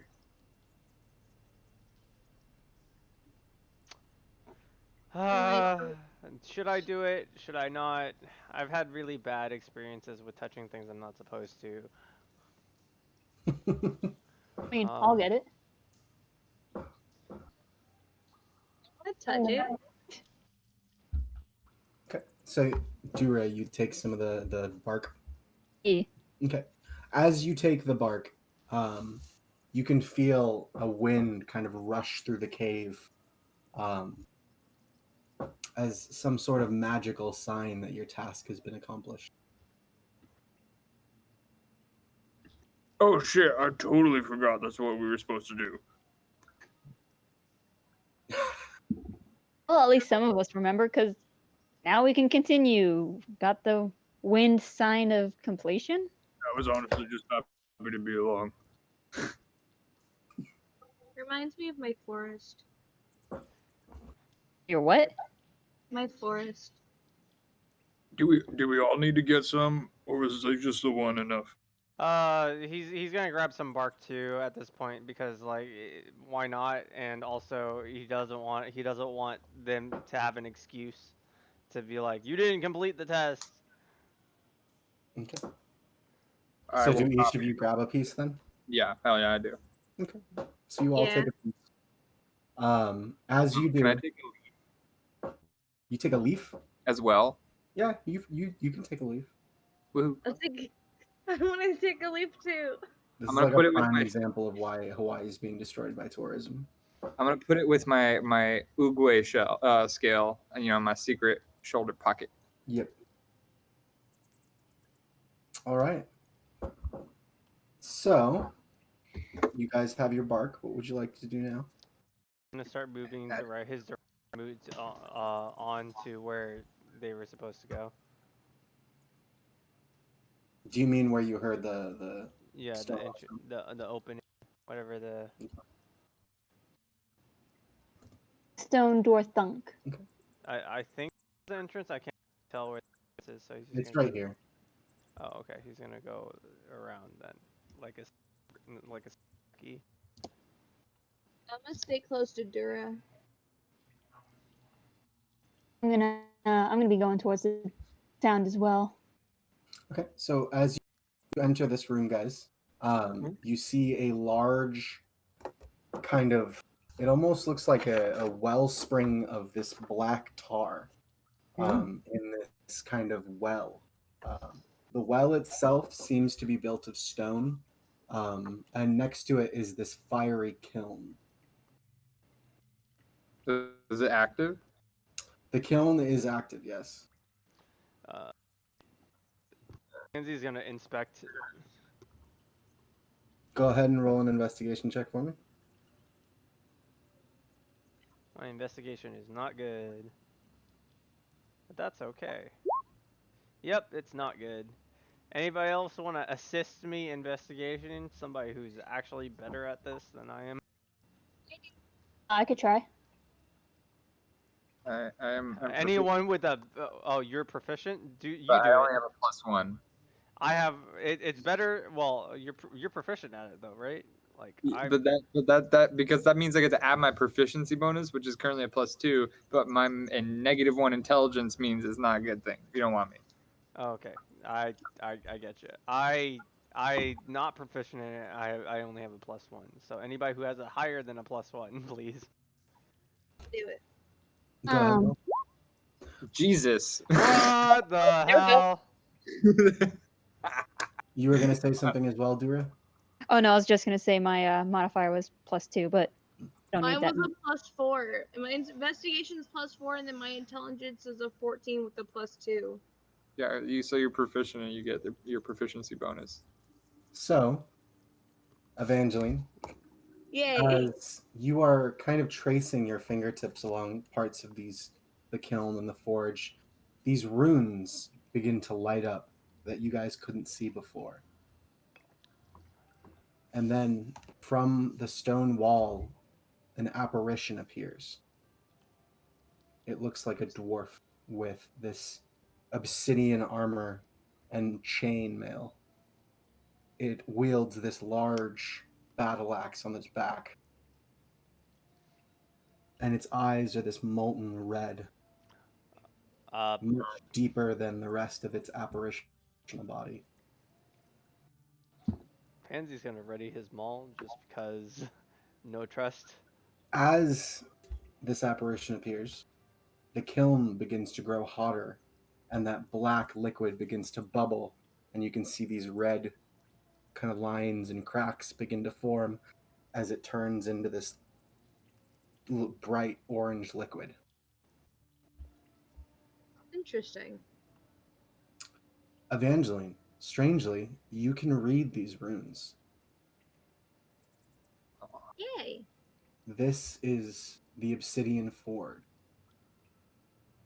It is a isolated place. And on the runes you can clearly see it states that it belongs to Forge, a god. I'm gonna tell the others about this. So, Rug is very, very interested. Does it? Does it say anything about what we do with it? look. It doesn't say anything like that. No, it doesn't say anything.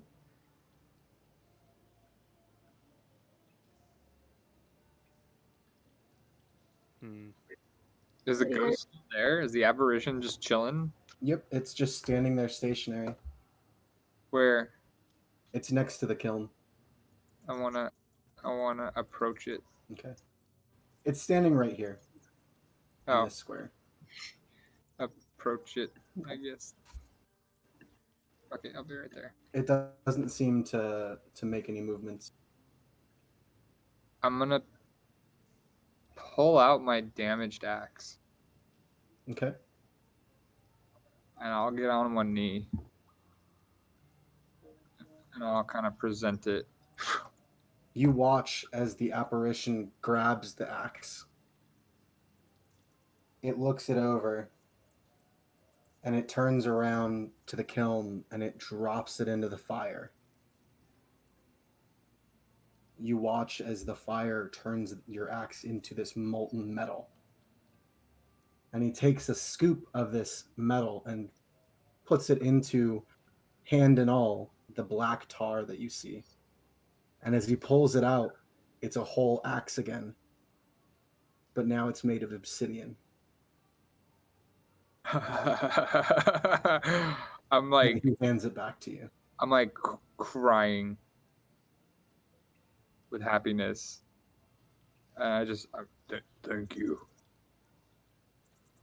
As soon as he lets go, he returns to his stationary position, although now he seems to fade a little bit.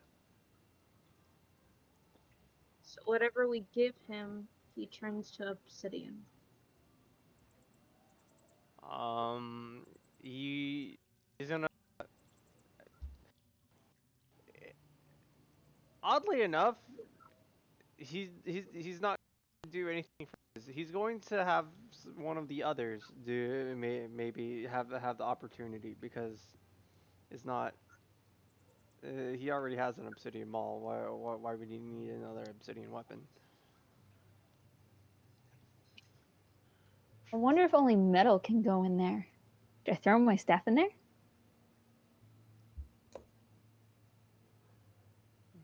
Or it could be the scythe that Evangeline Yeah. has. Oh, that's what I was thinking of doing. Go for it. Okay. I'm gonna come up and present my scythe. Okay. I am just dancing like a schoolboy.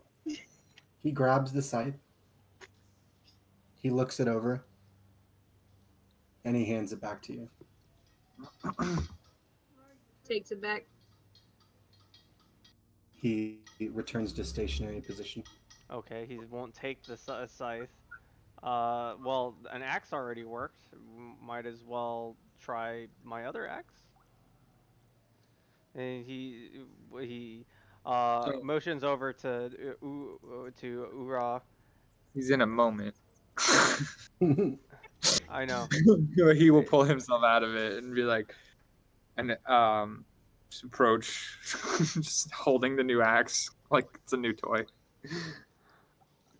Can I borrow my axe? Thank you for letting me borrow it. Here you go. And I hand him his old one, and then I run back to my spot and I just do practice swings and start getting a feel for it really fast. He presents his battle axe to the apparition. He grabs it and he looks it over. And then he looks at you. And he looks at your maul. Mm-hmm. And he hands it back. Okay. Well then. Okay. The last Well- person. I doubt it'll work, but I'm gonna hand him my quarterstaff. He takes your quarterstaff and he looks it over. And he dumps it into the fire. And you watch as the ashes from the bow staff collect, and he takes a handful and he puts it into the black liquid and pulls out. He actually dips both hands in this time, and he pulls out his arms, and you see from hand to about halfway down the arm is just black, and it begins to form into these kind of gauntlets almost. And he hands them back to you. Gauntlets? Urag is like a child watching a movie. He's just like, Oh no, same here. I'm just wide-eyed, like what? So, Obsidian fist weapons, bro. so Dura, for the purposes of these weapons, your unarmed attacks while you're wearing these gauntlets do the same damage as a bow staff, 1d8. Woo! Spicy. "Dirt, Ooh. dang." And they count as a magical weapon. Woo! Ooh, and That's some spicy. You feel as if, after kind of watching this, Pansy, you begin to kind of understand more as you've heard a few legends of Forge in the past, not many, certainly not from anybody who you know in your clan, but just in passing with some travelers, you've heard of the dead god Forge, who once created the most beautiful weapons from obsidian. He was betrayed by his only love, and he threw himself into his work until the day he died, using up all of his magic to create masterworks that no one's ever seen. Those are the legends you know of, anyways. You feel like a part of this process actually has to do with the weapon and its emotions and how it wants to be. With Urag's axe, the feelings of the axe not wanting to be left behind and wanting to continue to fight for its master, or the bow staff wanting to fit its master more.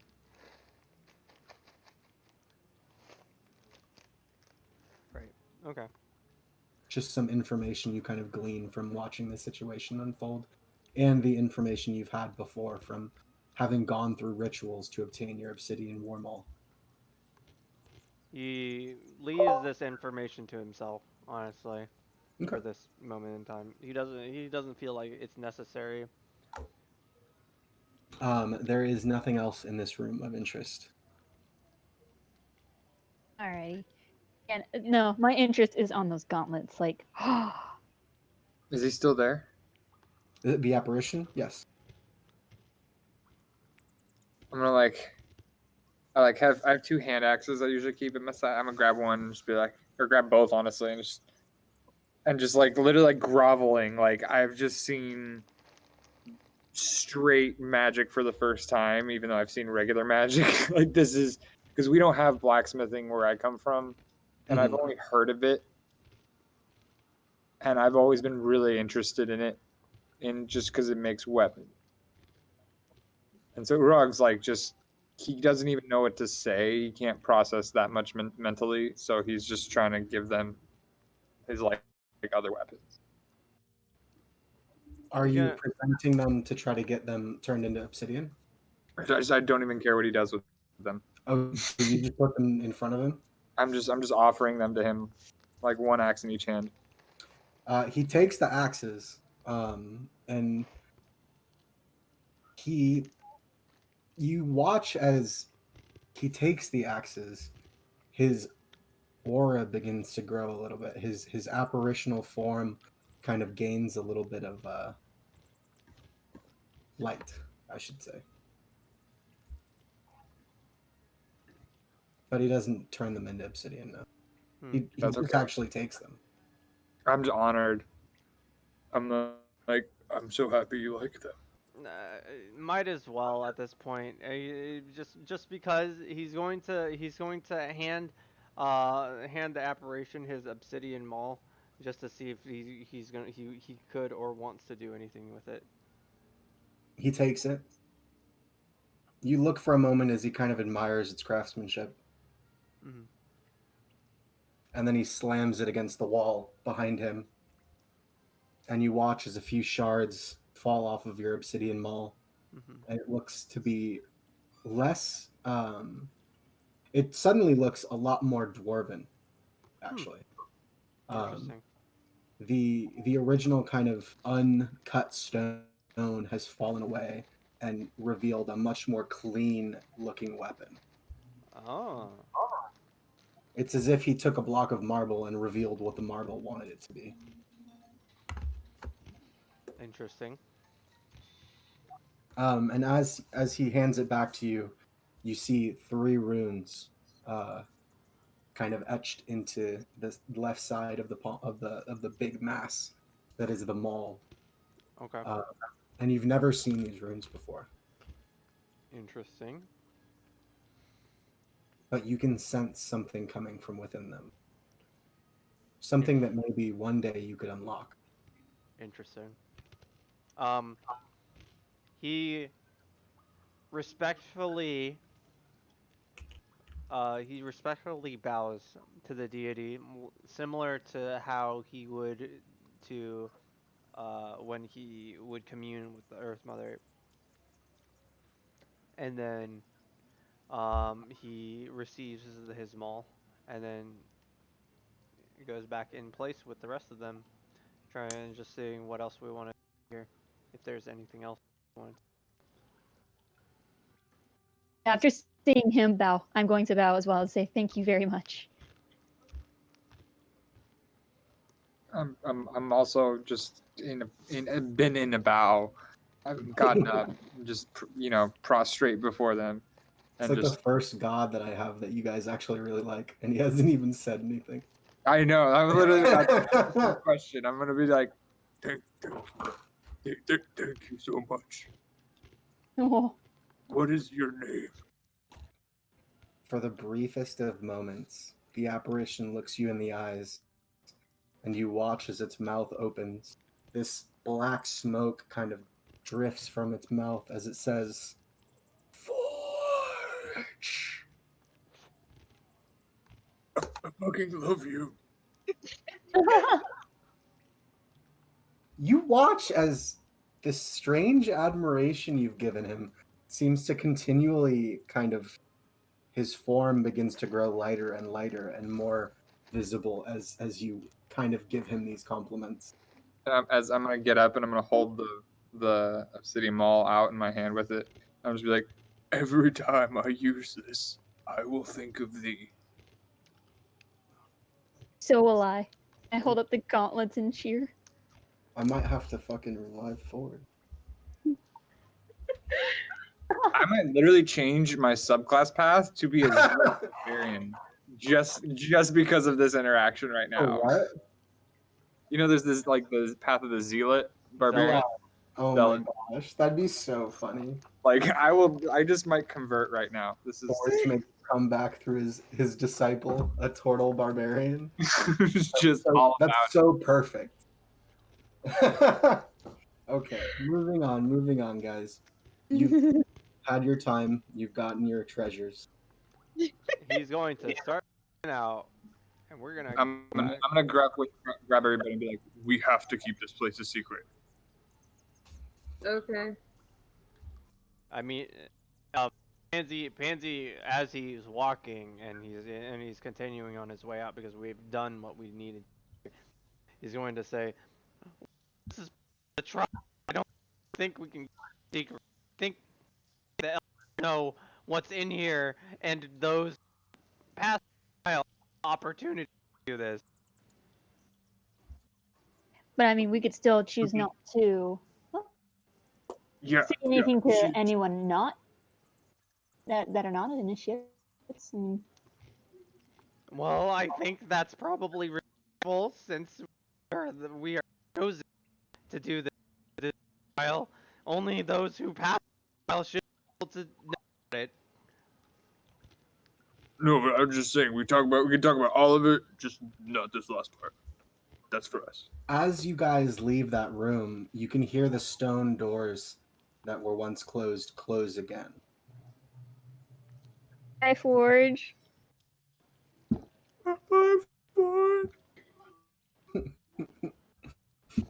He's gonna need to move in towards it. Same disease.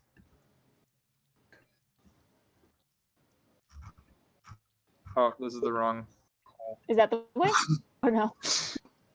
No, that's just a low into like character thing. Don't worry about You guys it. are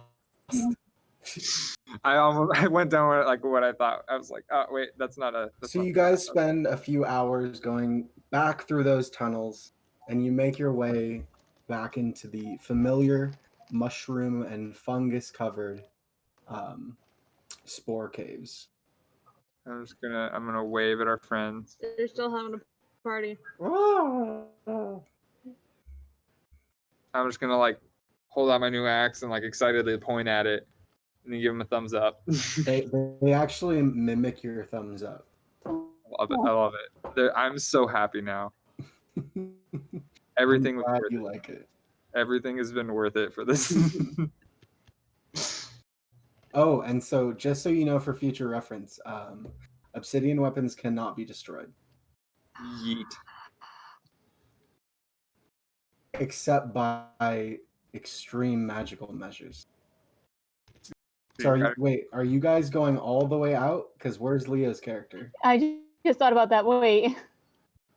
Oh god, we lost. We're right here. Are you guys planning on doing anything with the goblin guy still? Or are you guys just gonna I'm head mad at straight out? him still. He's annoying. We haven't. I We haven't. feel like we might die. Did we have a spot we didn't explore? We haven't come since. We so can't I know where really it do lives. it if I know where it is. Yeah, Wait. Evangeline and Dura know where he lives. Yeah, we can bust into his home again and punch those skeletons all together. We could. No, I'm game. Do you guys want to? I'll lead the way. Yeah, we'll lead the way. We got this. Okay, come on. That way. Do That's I right. get any other I'm like- bonus with my axe though? Huh? Do I get any other bonus with this axe? So it's indestructible and it counts as magical for the purposes of Come here. overcoming resistance. Oh, kick ass. Aside from that, you're not sure. Awesome. I'm just Yeah, gonna there's use a it 'cause big I- big hole in this bookcase over here. Come here. Rug straight off. He approaches the bookcase, and since this is his first time seeing it, He the rugs all the way fuck over. happened here? I punched it. We had fun. So while we were waiting, we're punching a bookcase. I found a door behind this bookshelf. Thank you. That's why I punched it down. If there was nothing behind it, I would have left it alone. I would have come to help. But no, there's a door There was behind you. something and that- here. Who put a door That behind creep the lives in here. bookshelf? That's so inconvenient. This Someone stupid who want- goblin guy. Someone who wants to hide something. That's who. Exactly. And Who put- they're hiding something. Why would they put a bookcase somewhere that a bookcase should not be? I agree with that statement. Who puts a bookcase inside a cave? Makes no sense. Well, that automatically means you gotta investigate and try and figure out why it's here. I don't know about you, Pansy, but your hammer looks cool. I got this cool axe. My axe got cool. Let's go kill. Let's go kill some stuff. Well, before we- the door is right here, and it's locked again, so we gotta figure out how to open it. Alrighty, guys. See, One my- quick. Can I try and This fart? Let me fill my water. This hole that's right here, my scythe got stuck in it, and then I started talking to the goblin guy, and that's why he was also mad at us, because he thought I was trying to steal his stuff for some reason. As What? you're explaining, I'm going back over here, and then I'm just gonna straight charge the door. Hey guys, I'm one gonna second. move to the side. Hey! Wait a moment for the DM to speak. I'm gonna grab some water real quick. I'll be right back. Okay. Gotcha. I'm waiting for my computer to catch up because it's deciding. It's lagging really hard. I don't know why. Oh, okay, so it's not just me. No. Anyways, what I was gonna say though was What the fuck? You guys punched a bookcase. Yeah. You were punching him, and he's in the case. And then my scythe got stuck in his door. All right, I'm back. Welcome What do back. we Adventure. Urag is about to charge the door from where he's All at. right, I Urag, would go. give me an attack with advantage. Cool. Just an unarmed attack. Yep.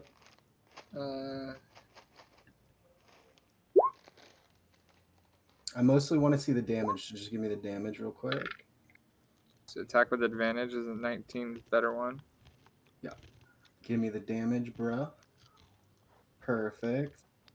Or do you want me to do claws? Because technically I do get to use claws. Well, you do it. You make it through it. Okay, cool. Your weight and just sheer force of you running, and I'm assuming you're gonna put a lot of it into like your shoulder. I was gonna try and Where do your like shell the is. jump, flip, and use just my shell to just straight. Perfect. That's kind of what I was expecting. You managed to smash not the door, but you smash the rock that it's fastened to, and you break through it, and you end up right here. And as you do, the skeleton bones that you see around you begin to rise up. Oh no, not again. I'm just like, woohoo! And for the briefest moment, you feel a kind of draft pass you, and then you can hear something shuffling up the stairs. Like, wait, these stairs over here? Yep. Cool. And then go ahead and roll me initiative, guys. Okay. Dura, it's time to fight skeletons again. Oh no. Yes. Yeah. Oh. I'm so happy. I wish I had multi-attack so bad. Dura, get in here.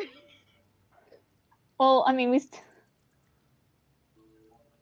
I'm gonna at least get to the door. You're lagging too. I mean, I'm lagging too. So You guys are lagging? yeah, we're all, or at least I'm lagging.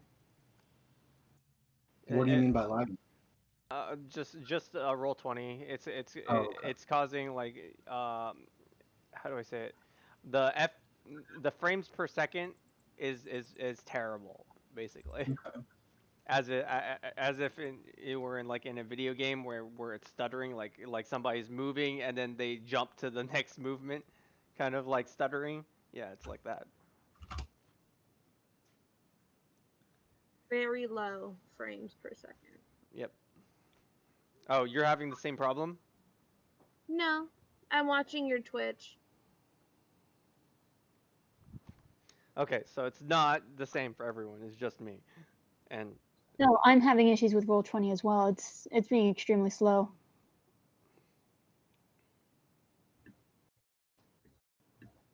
it's not that big of a deal because I know that if I click and drag it, it will eventually get there.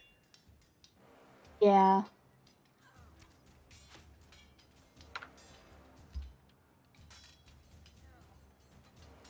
Alrighty.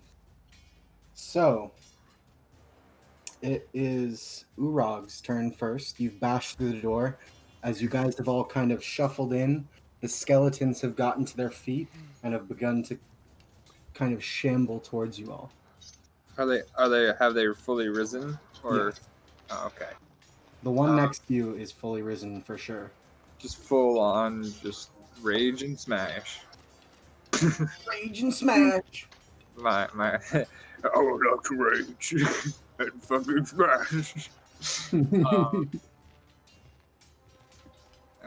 where's the button? There we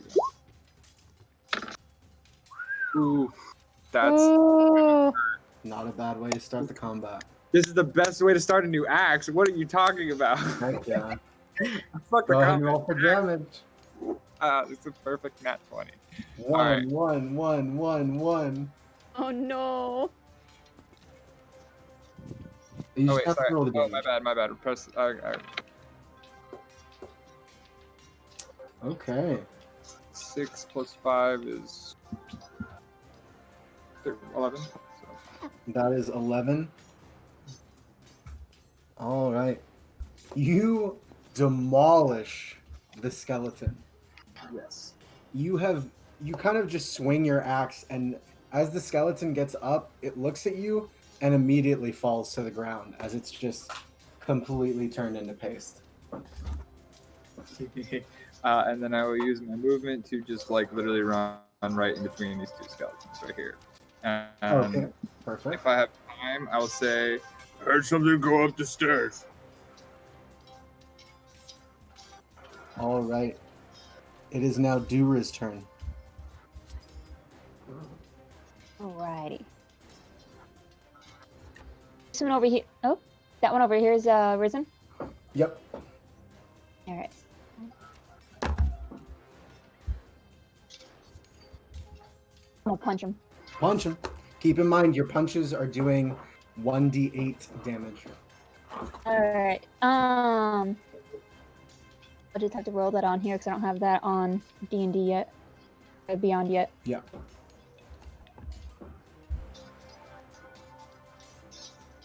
Well, you still have to Oh wait, attack. roll 20. Yeah, nope. Yeah, nope. Oh, so that is a miss, unfortunately.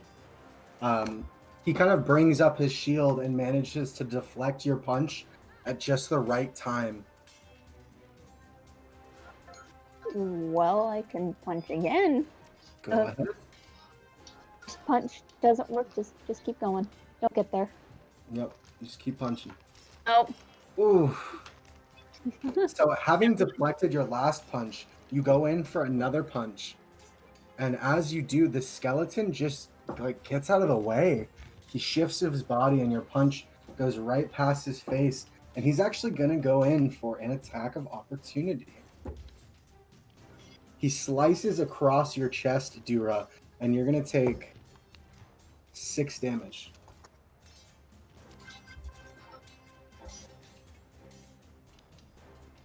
Pansy and Evangeline, you both rolled 2s for your initiative. Can I ask which one of you has the higher dexterity? Dexterity. My dex is 1. Okay. I'm not 1. I mean, Modifier is 1. Yeah. 13, and then Evangeline? Mine's 11. Okay, so Pansy, you will be going first. Okie dokie. Pansy. Can you guys hear this music that I'm Yes. playing? Yes. Yes. Pansy is going to get into range here. The bow, doesn't it? This one, yeah, that one has a bow. He's gonna get into range there, and then he's gonna smack it with his maul. Okay. Roll attack. So he goes right for his torso. That hits. Roll for damage.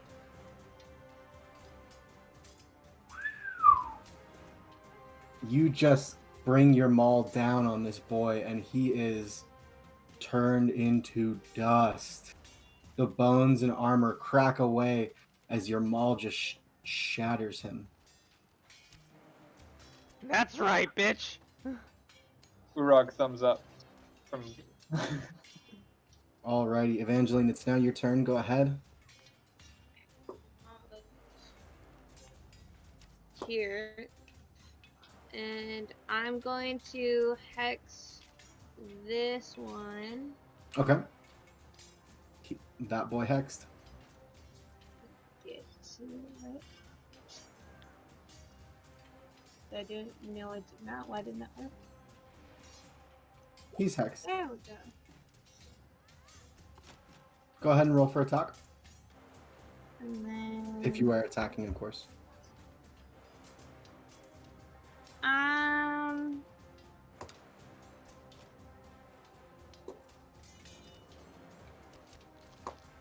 Dude, I was just flashed again. Eldritch Blast. Okay, roll for damage. Alright. So you do a total. We'll just go ahead and start using the roll before that on the necrotic damage thing. Okay. You're gonna do a total of 6 damage to it. It looks pretty hurt, and it looks angry. Well, it looks as angry as a skeleton with no muscles or facial features could look, I suppose. Well, I'm still mad at them for hurting me and almost killing me last time. So we're both in the same boat. Alrighty, it is now the skeleton's turns. We're gonna start with the archer boy over here. Evangeline, he's going for that revenge attack. Vengeance. All right, Evangeline, he knocks his bow and drives it straight home into your shoulder. You're going to take a total of 10 damage. I'm at 3. Same. The Sought you out. skeleton and the 2 skeletons next to you, Urag, are going to both attack you as Okay, they've chosen you as their target. fucking bring it. What's your AC? 17? Yeah. Okay. They both manage to hit, and you take a total of 7 damage from both of them together. And that's halved because rage. Yeah, that's the total halved. Oh, okay. Perfect. Thank you. I'm bloodied, but I'm not. And then the skeleton with the shield that's fighting with Dura is going to make an attack. And this time, Dura, as he brings his sword in, you've kind of learned a thing or two from the skeleton as you bring your obsidian gauntlet up and you deflect his blade with your arm. We'll go ahead and restart the initiative round. It is now your turn, Evangeline. Oh, great.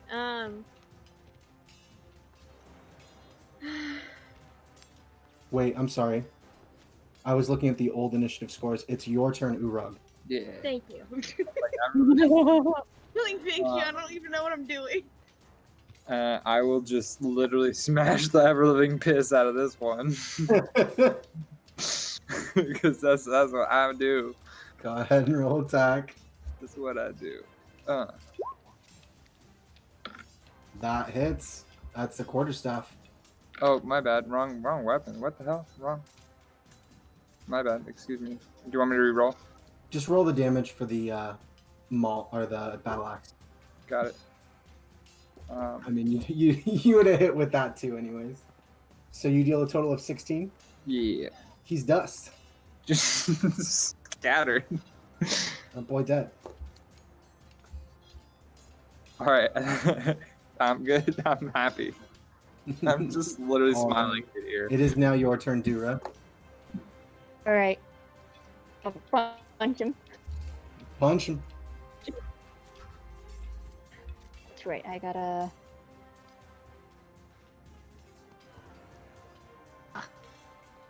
Nope. All right. I'll try punching again. That's better. You got this, Dura. Hmm. The first But I one was thought a fake. The second one hits. Go ahead and roll damage. The first one was a fake out. The second one was the actual. What's your strength modifier again? Score. +4. So you deal a total of 6 damage.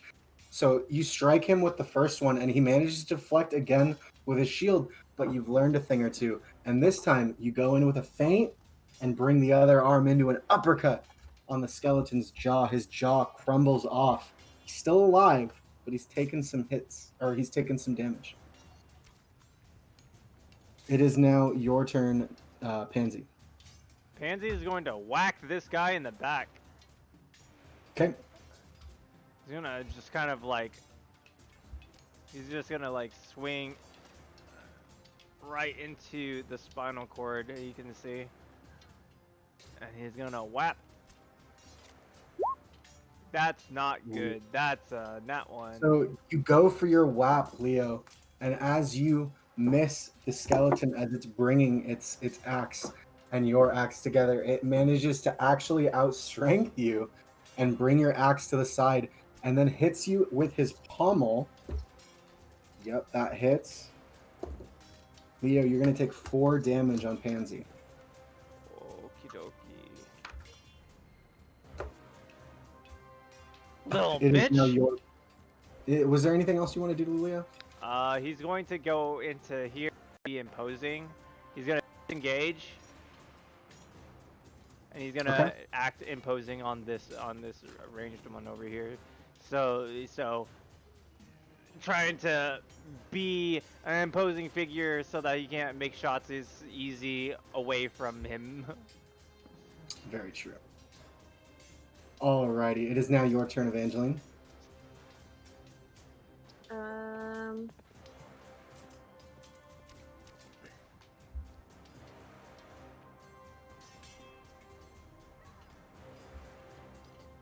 I'm going to hit or try really hard. Since he's holding a bow, I'm gonna get my bow and try and hit him.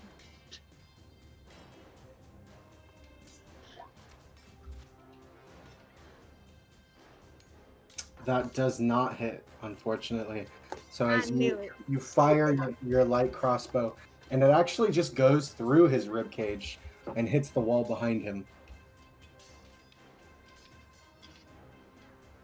Sad. All right. It is now the skeleton's turn.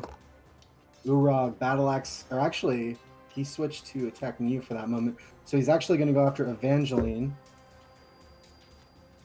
Alrighty, Evangeline, you're going to take a total of 3 damage. Wow, Yikes. that's all of my HP. I'm down. All right. Good. The archer skeleton is actually going to pull out a long sword, Leo. And he's going to strike at you. But you manage to kind of use the pommel of your battle axe to block the blade as it comes down at you. Dura, the skeleton with the shield, he's going to try to check you with his shield. Yikes. Dura, I'm going to actually, since I've been giving them opportunity attacks when they get natural ones, go ahead and make an opportunity attack for me, because he just got a natural 1. With pleasure. So, it's a good old D8 for the Yep. good old punch. But also roll your Oh, attack. D20 Yeah. first. 21st. No. No. So you do have the opportunity attack, and you do kind of throw your fist, but he manages to gather himself quickly enough that he deflects your obsidian gauntlet with his blade. You guys are having a real fight over here. Just this room. We had this issue last time. We had this issue when we were in here. Just Well, the you're two of us. Still in the Roll. same position. I'm down. Alrighty, it is now Urag's turn. Let's see if you can guess. I'm gonna smack him. Roll to smack.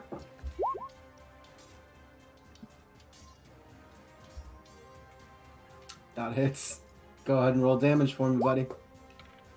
All right. 10 damage. So you hit him, but he's the first one who actually kind of moves to your blade's attack, and it doesn't do enough to kill him. He looks pretty wounded.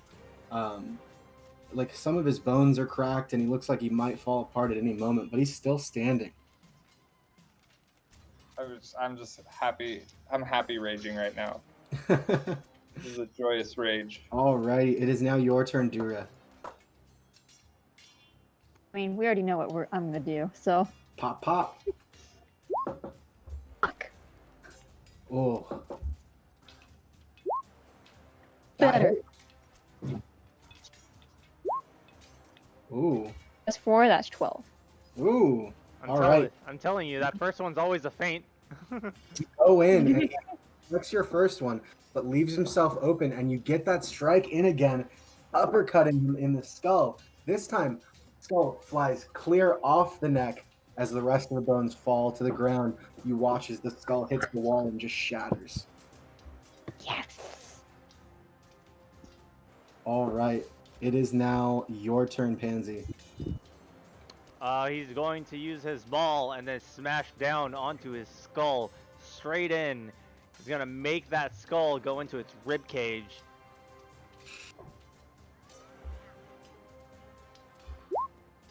Are you fucking serious? You. That's 2 times in a row, man. So as you miss, you bring that maul down, and he uses his bow to actually kind of string your maul along. And then while you're open, he's gonna make a stab at you, and he whiffs it. He kind of brings it, and it gleams off of your chainmail as he goes in, and you bring your arm back after he leads the bow, and you manage to kind of He leans in and elbow growls his at him. blade. Yeah. Alrighty. It is now Evangeline's turn. I'm dead. Oh, right. Go ahead and make a Constitution saving throw for me. All right, that's one successful save. All right, it's the skeleton's turn. This skeleton is now engaged with Urog, and it's gonna miss. It's gonna throw its. It's gonna go for its axe right down on you, but you manage to kind of shoulder it using your shell to take most of the brunt of the force.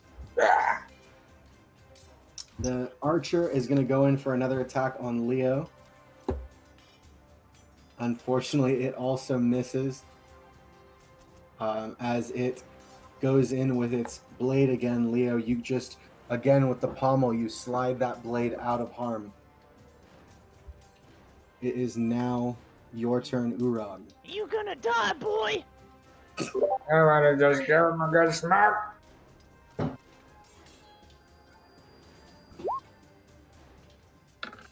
That hits. Punch ball. Another 10 damage. That boy is dust. You crush him with your axe. The bones splinter away, and the dust cloud erupts as the dirt takes his corpse back. Okay, and then do I have anything healing wise? Oh, my friend.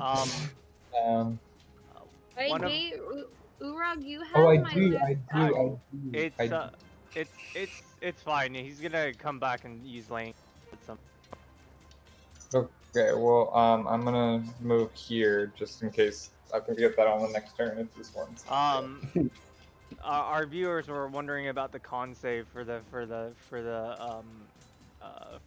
death saving throw. Death saving throws are Constitution. Why? Oh, okay.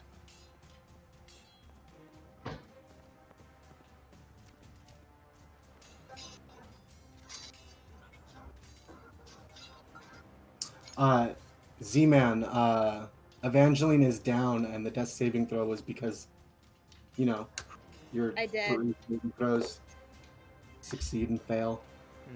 Mhm. But yeah, it is now Dura's turn. Alright, first thing I'm gonna do. I see Eva on the ground, I'm gonna book it to her and I'm gonna use a health cell. Alrighty. That is 2d4 plus 2, or is it plus 4? I think it's 2d4 plus 2. I think so as well from the last time. And I roll that, right?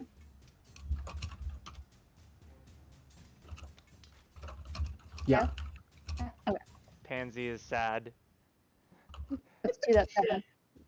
He's gonna use lay on hands. Lay on hands is free. Potion or healing salves are expensive, so. Dura does not know that. No, I know.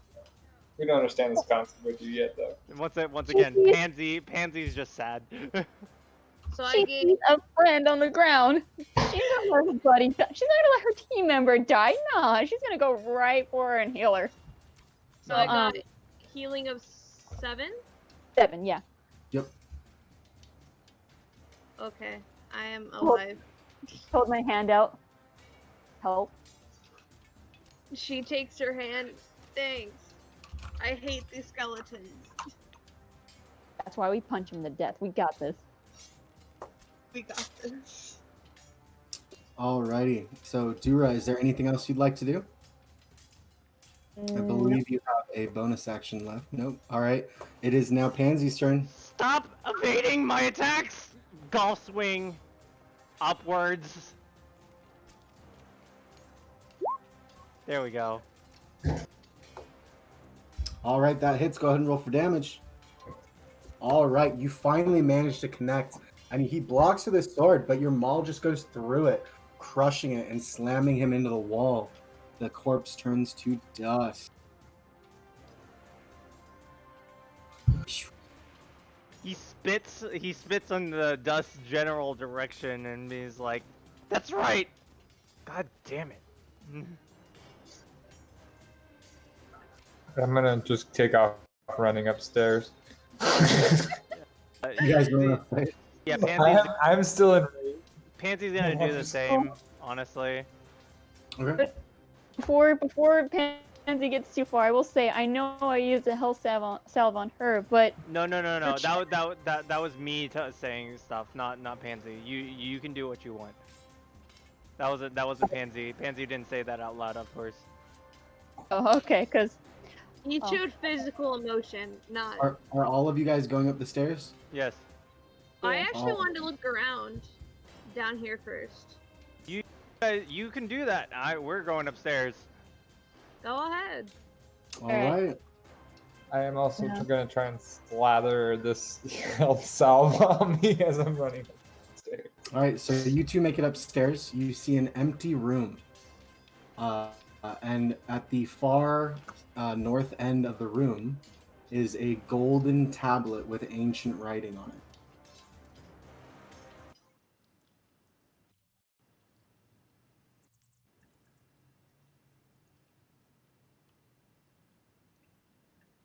I have no idea what to do. I'm just rubbing health salve on me. You guys are in an empty room at the moment. Let's go upstairs. yeah, there's There's nothing here. You guys aren't going to investigate downstairs? Nah, I changed my mind. It's the stairs are over here. Sorry, wrong roll. The stairs. Bam.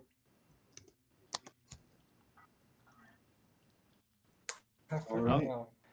Fuck. Okay, are we Yeah. How did you get in front of me? You I'm guys actually on the see- side of you.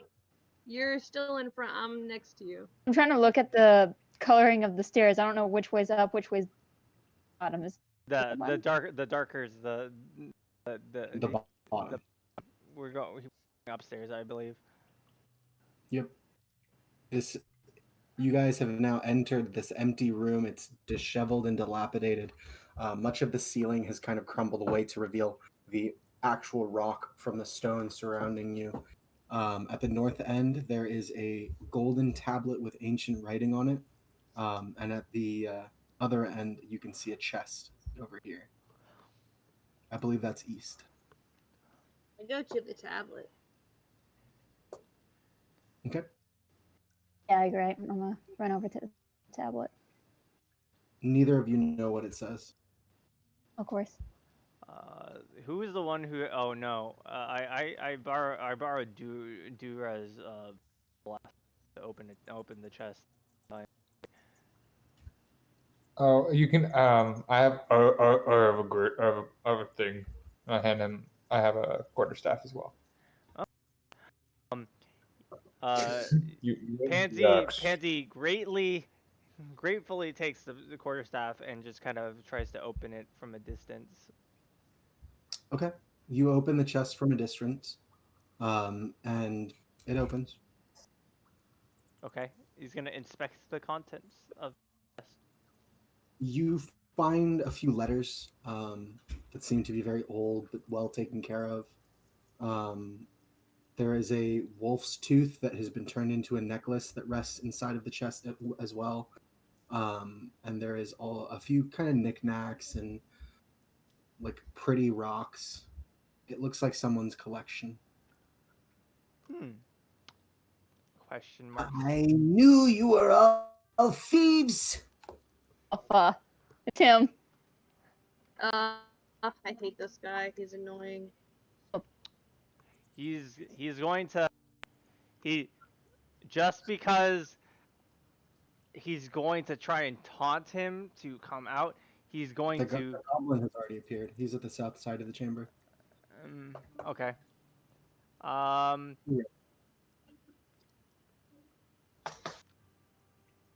He's If you going. won't leave me alone, I'll kill you. I'd like to see you try. He's going to scoop up everything inside the chest and put it into like shove it into his bag. You see his And- face contort as rage fills his eyes. I'm gonna go by Pansy to make, be by his side, 'cause I know that little. Am I still in a rage? Yeah, it's really only been like 2 minutes since you guys came upstairs. All right, I'm gonna fucking just go for it. Alrighty. I have nothing but happiness to use this axe. We will go ahead and stick to the same initiatives as before. Oh fuck. And back to the battle music. All right, so Urag, he's going to attack you since you're the closest to him. All right, he makes both attacks. You're going to take a total of 5 damage. That is already halved. Cool. As he kind of stabs at you with his blades. And then as a bonus action, he suddenly disappears and reappears in a cloud of mist over here. Okay. It is now your turn, Urag. I'm straight charge him again and do what I do best. Okay. Unfortunately, that does not connect. You kind of watch as you bring your battle axe to the side and try to slice through him. He brings one dagger and actually manages to deflect the axe. Okay. It is now. Did you have anything else to do, Urag? No, so that's all I can do. It is now your turn, Dura. All right. Run up to him. As always, I'm going to punch him. Go ahead.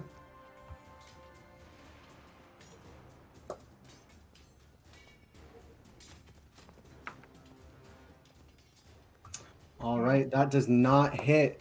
You That throw your doesn't? fist, and he manages to use both of his daggers as kind of a block against your fists. All right.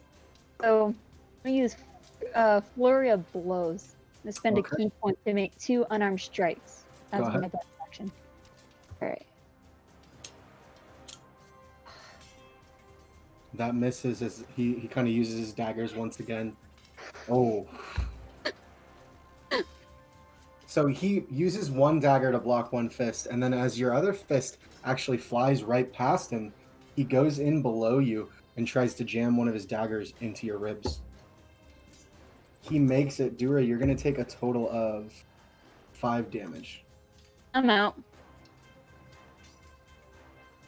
All right, Dura is down.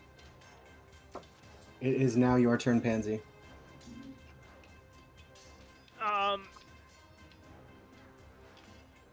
He's going up and say, "Don't need him."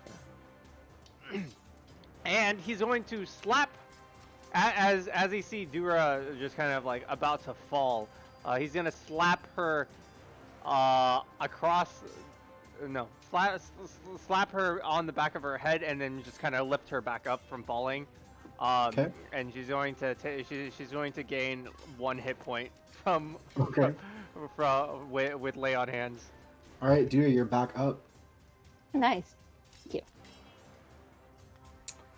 All right. That's your action, right? Mm-hmm. Yeah, lay on hands is the action, so. Evangeline, it is now your turn.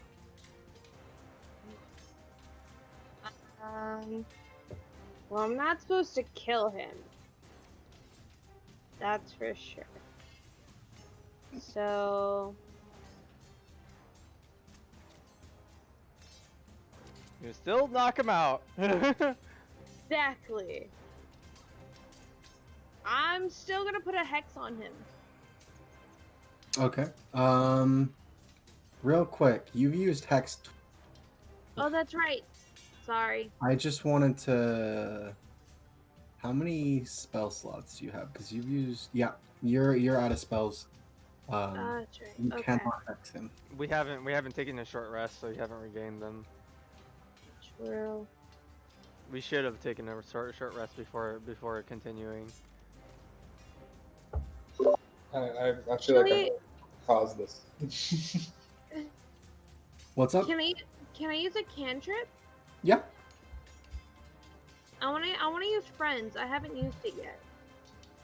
I wanna try that. Unfortunately, it's already hostile towards you, so you Oh cannot use no, friends. that's right. Friends requires them to be non-hostile. See, I need to learn more. Just Eldritch Blast them. Just do it. Okay, then I'll do it. Fine. Okay, I'll do it. Okay. Super Warlock's signature move. All right, roll for damage. That hits. All right, you guys watch as Evangeline releases this blast of force energy. It glows with almost a reddish crimson hue, and it impacts a goblin, but not the goblin she meant it to. As you suddenly see Pansy and the other goblin switch places. Oh no. Pansy, you take 8 force damage. Oh no! Fucking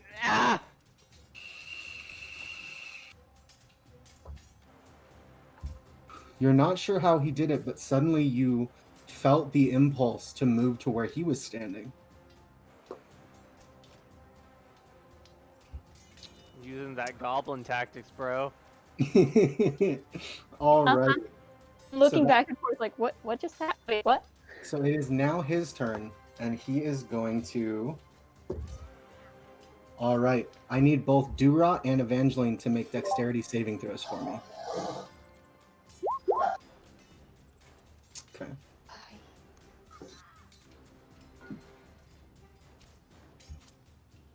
Evangeline. Oh, I did. Oh, I'm sorry. I couldn't see it. All right. So you both managed to just kind of dodge out of the way as you watch him kind of put his hands to the ground, and these black tendrils lash out of his back at you guys. Oh, what the? What? Ah,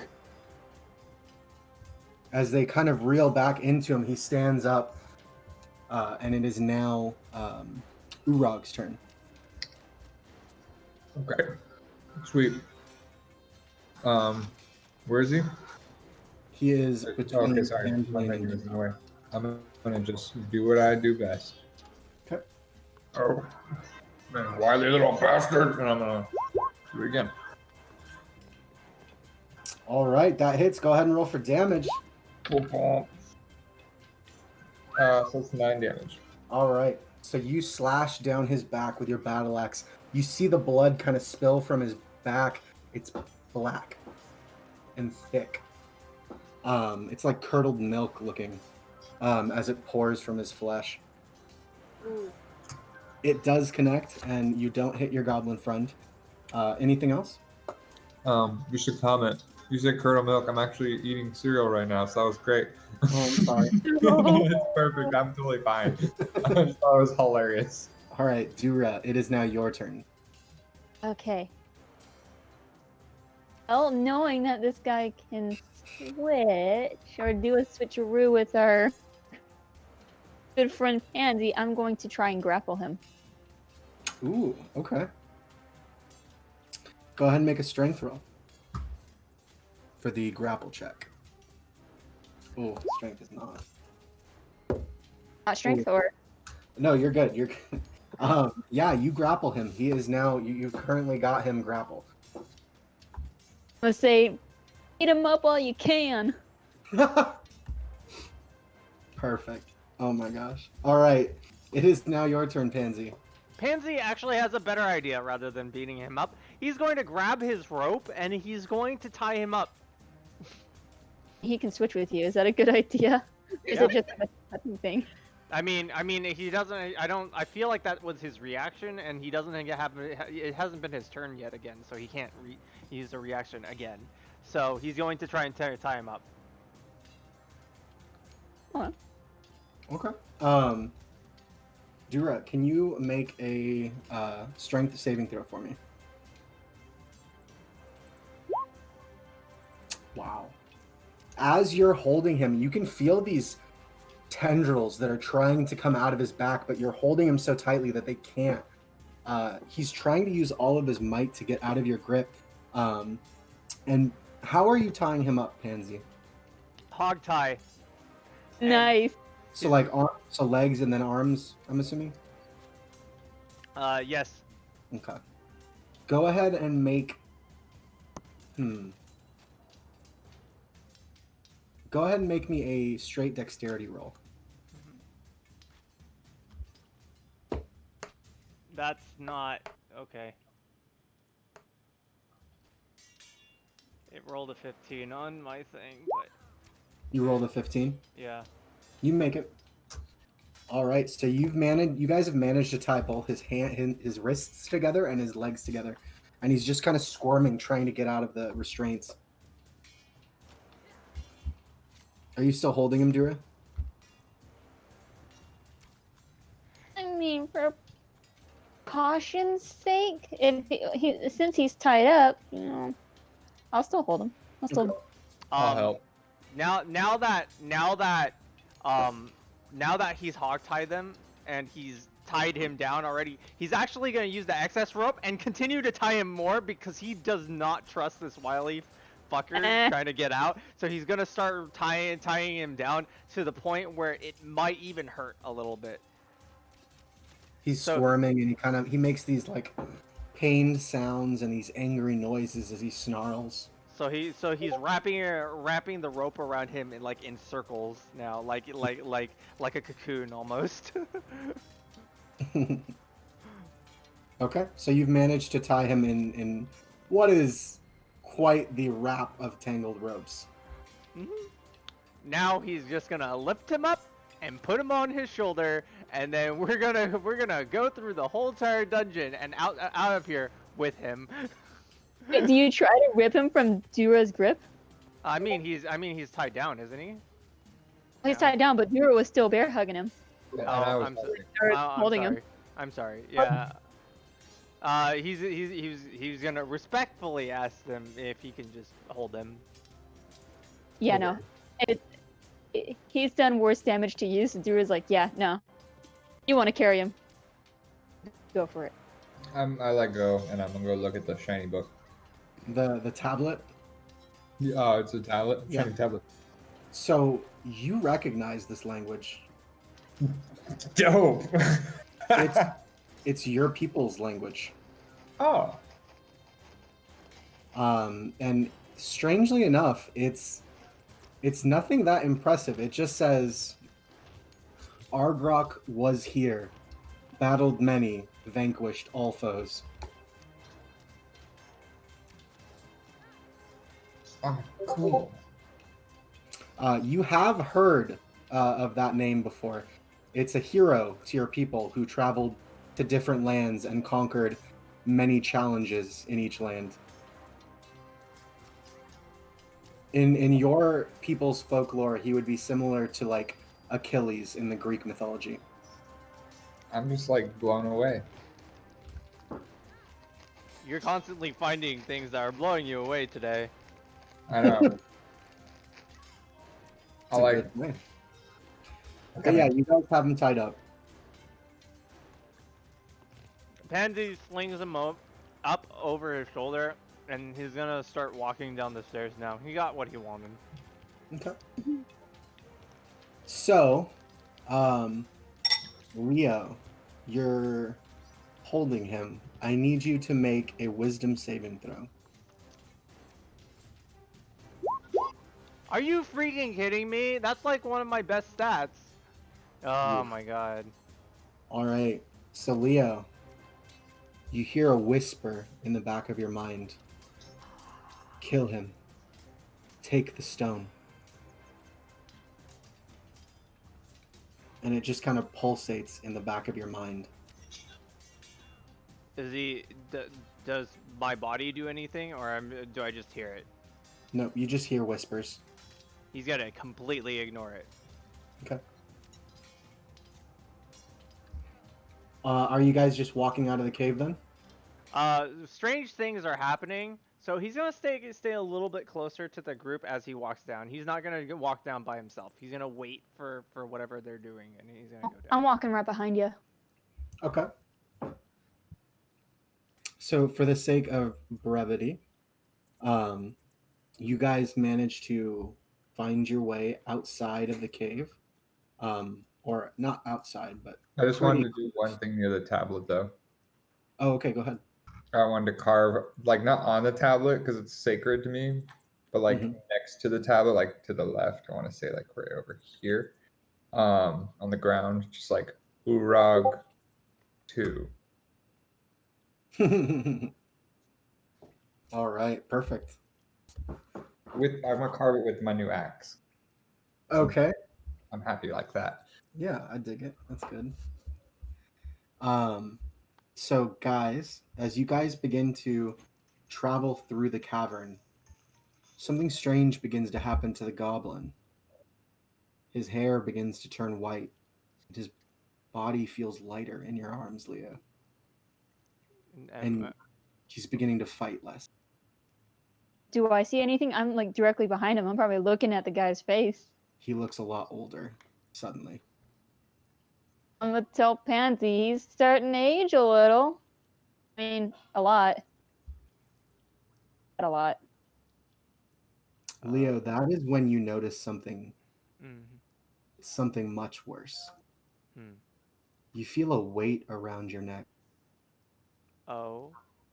You're currently wearing the necklace he was wearing before. I like it. I like it. Should have kept carrying him. Oh well. And you feel he gets lighter and lighter. And his hair, you notice, Jurek, it's longer and whiter. You can tell he's dying.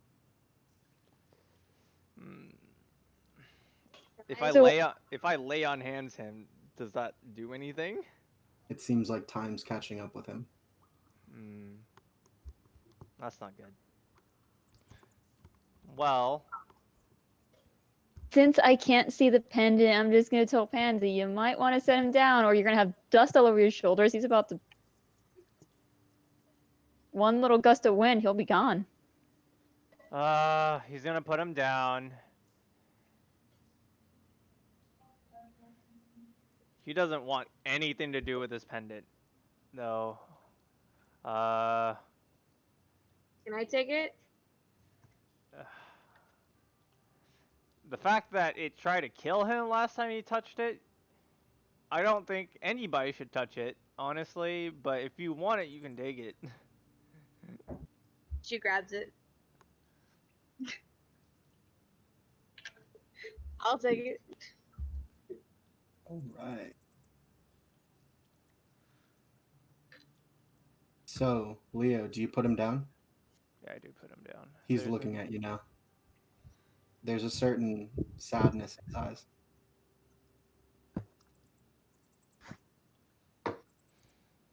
Did you guys gag him or not? No. Okay. No. Sorry. For some reason, I thought you guys gagged him. No, we just put him in a rope cocoon. We missed a great opportunity. Come closer. And he comes closer. He whispers into your ear. Tell my parents I'm sorry. I didn't know. That's sad. And he fades away. Did he turn into ash? Nope. His body just, it looks like an old man.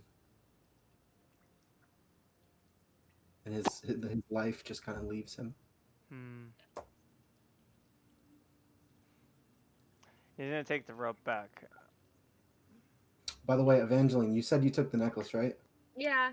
Can you make a wisdom saving throw and a constitution saving throw for me? Here's Constitution, and then here's Wisdom. Ooh, okay. That's very different from each other in terms of the So, roll. Evangeline, your health is reduced to 1. Okay. and Sad. you Okay, can we're on hear the same page something. again. You can hear something in the back of your mind. Good work, girl. As you hear Ganir laughing in the back of your mind. This better be worth it. So okay. All right. So, would anybody like to do anything else from here? I'm Well, happy. I put the necklace in my bag. Okay. Is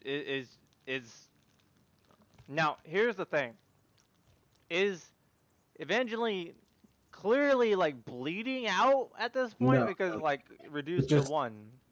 If you were looking at her when that happened, it would just look like a kind of cloud went over her eyes for a moment. Oh. But at least she didn't straight up die like I did when I touched it. Yeah. It didn't like you. He failed both saves. It just really didn't like you. But yeah, would anybody else like to do anything? Um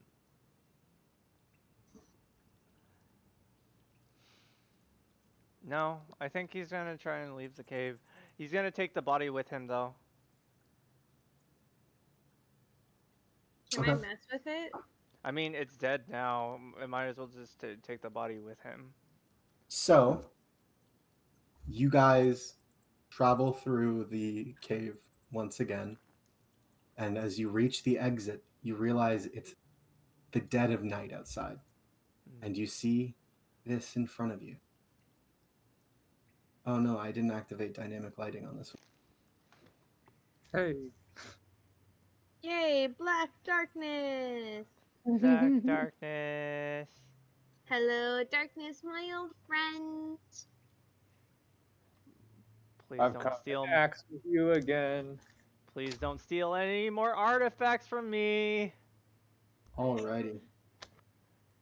Time to go steal more things from Leo. So give me 1 sec, guys. I'm just fixing the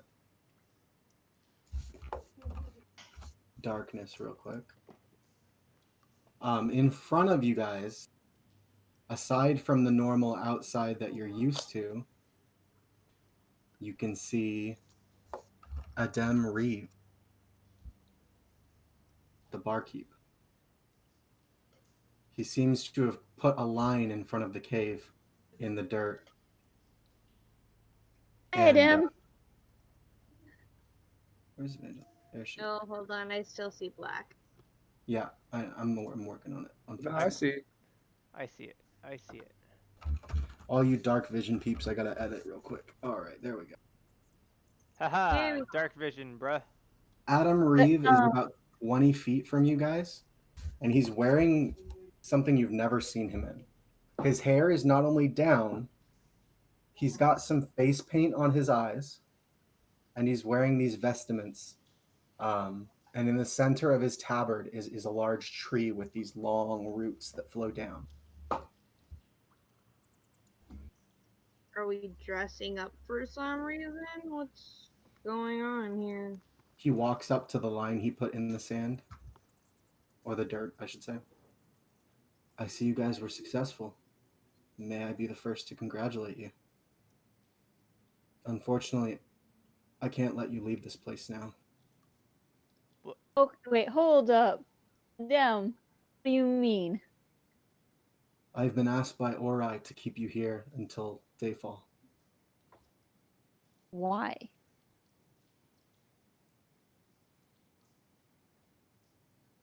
I am not who I said I was. I am a warden of the pact. I assure that the kingdoms are peace, and they don't attack each other.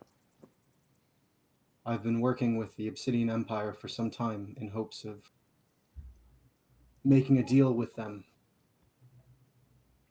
Unfortunately, they wanted something that they knew they couldn't have. The council decided to give it to them to avoid war. They sent all of the soldiers away from the town.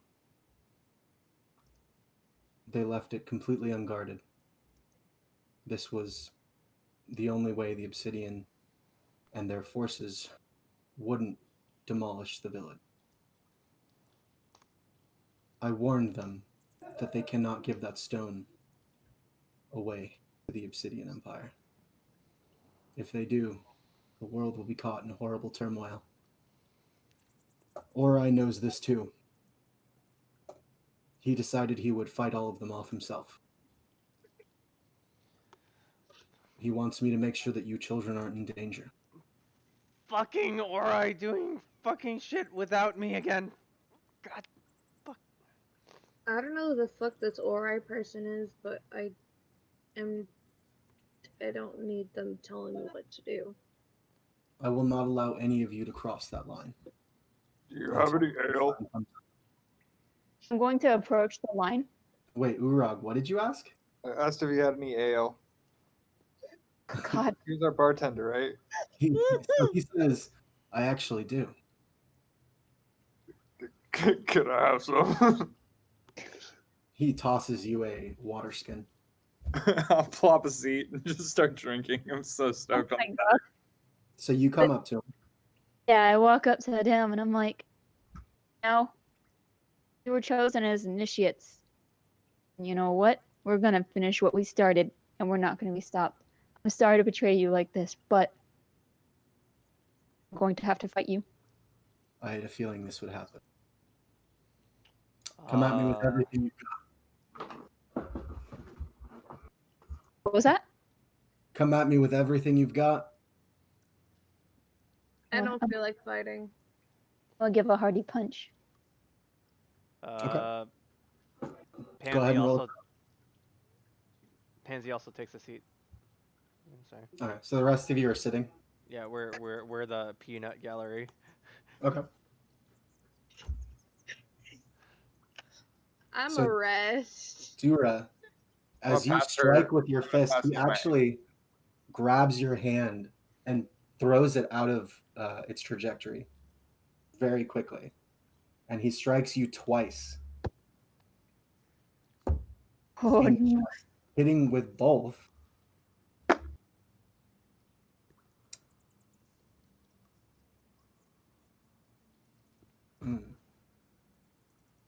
Okay, so that's 1d. You can tell he's holding back, but you take a total of 5 damage. And that's from just his fingertips hitting you. I'm down. You're unconscious? I only had 1 health. So yeah.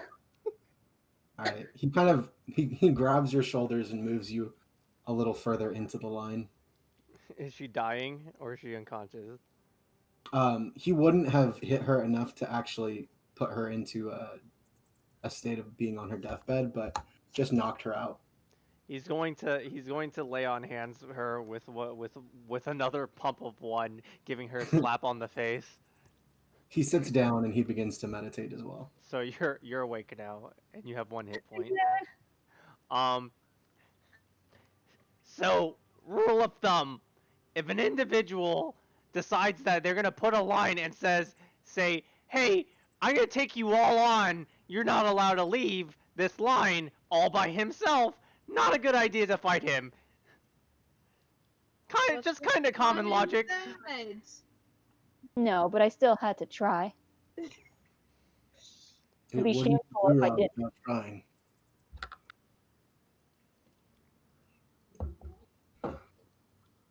And someone definitely taught me it's better to try than not to try at all. This is 4 versus 1. If he's confident that he's going to destroy us, I think he's pretty good. He actually tosses a few more water skins over to you guys. They're full of mead. He takes a swig and then he continues his point. Yeah. No, I knew I wasn't gonna win against him. I knew. Again, I still had to try. A good gladiator knows what fights to pick and what fights not to pick. I'm not a gladiator. Giving you Adam is just smiling. He's very You proud. guys just throw over the mead. We're 5 feet away from you. Ah, he just tosses the meat over from their location. She is at 1 health. She is not in the mood. You Please. guys watch as Edem is deep in meditation, and this kind of aura begins to flow from him as all of you regain your hit points to max. Ay. Dope. You should probably take a rest before your travel in the morning. I'll watch to make sure none of you are harmed. Okay, I Dad. take my water skin, I cheer to that, and I take a swig. I'm like, you know what? I trust him. Like I always have. You trust him enough to put a fist in his face, or try to. Again, better to try than to not. Alrighty, guys, that's where we're gonna end it for tonight. We'll pick up in the next morning. Next week.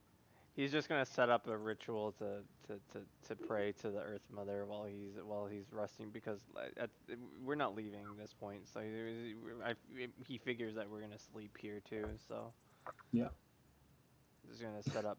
Is it fair to say we equipment. can take a long rest? Huh? It's fair to say we can take a long rest. Yeah. He's gonna take care of watching, so you all can just take a long rest. Cool. My character finally gets to drink alcohol in front of you guys. Sorry, I just have to move your character real quick, Evangeline, to move something else. Okay. I've got a guy who is sitting underneath you. I'm just surprised that he didn't say anything about the dead body that I was carrying on my shoulder, slung over my shoulder. I mean, he was curious, but he's not gonna ask about anything. He knows you succeeded.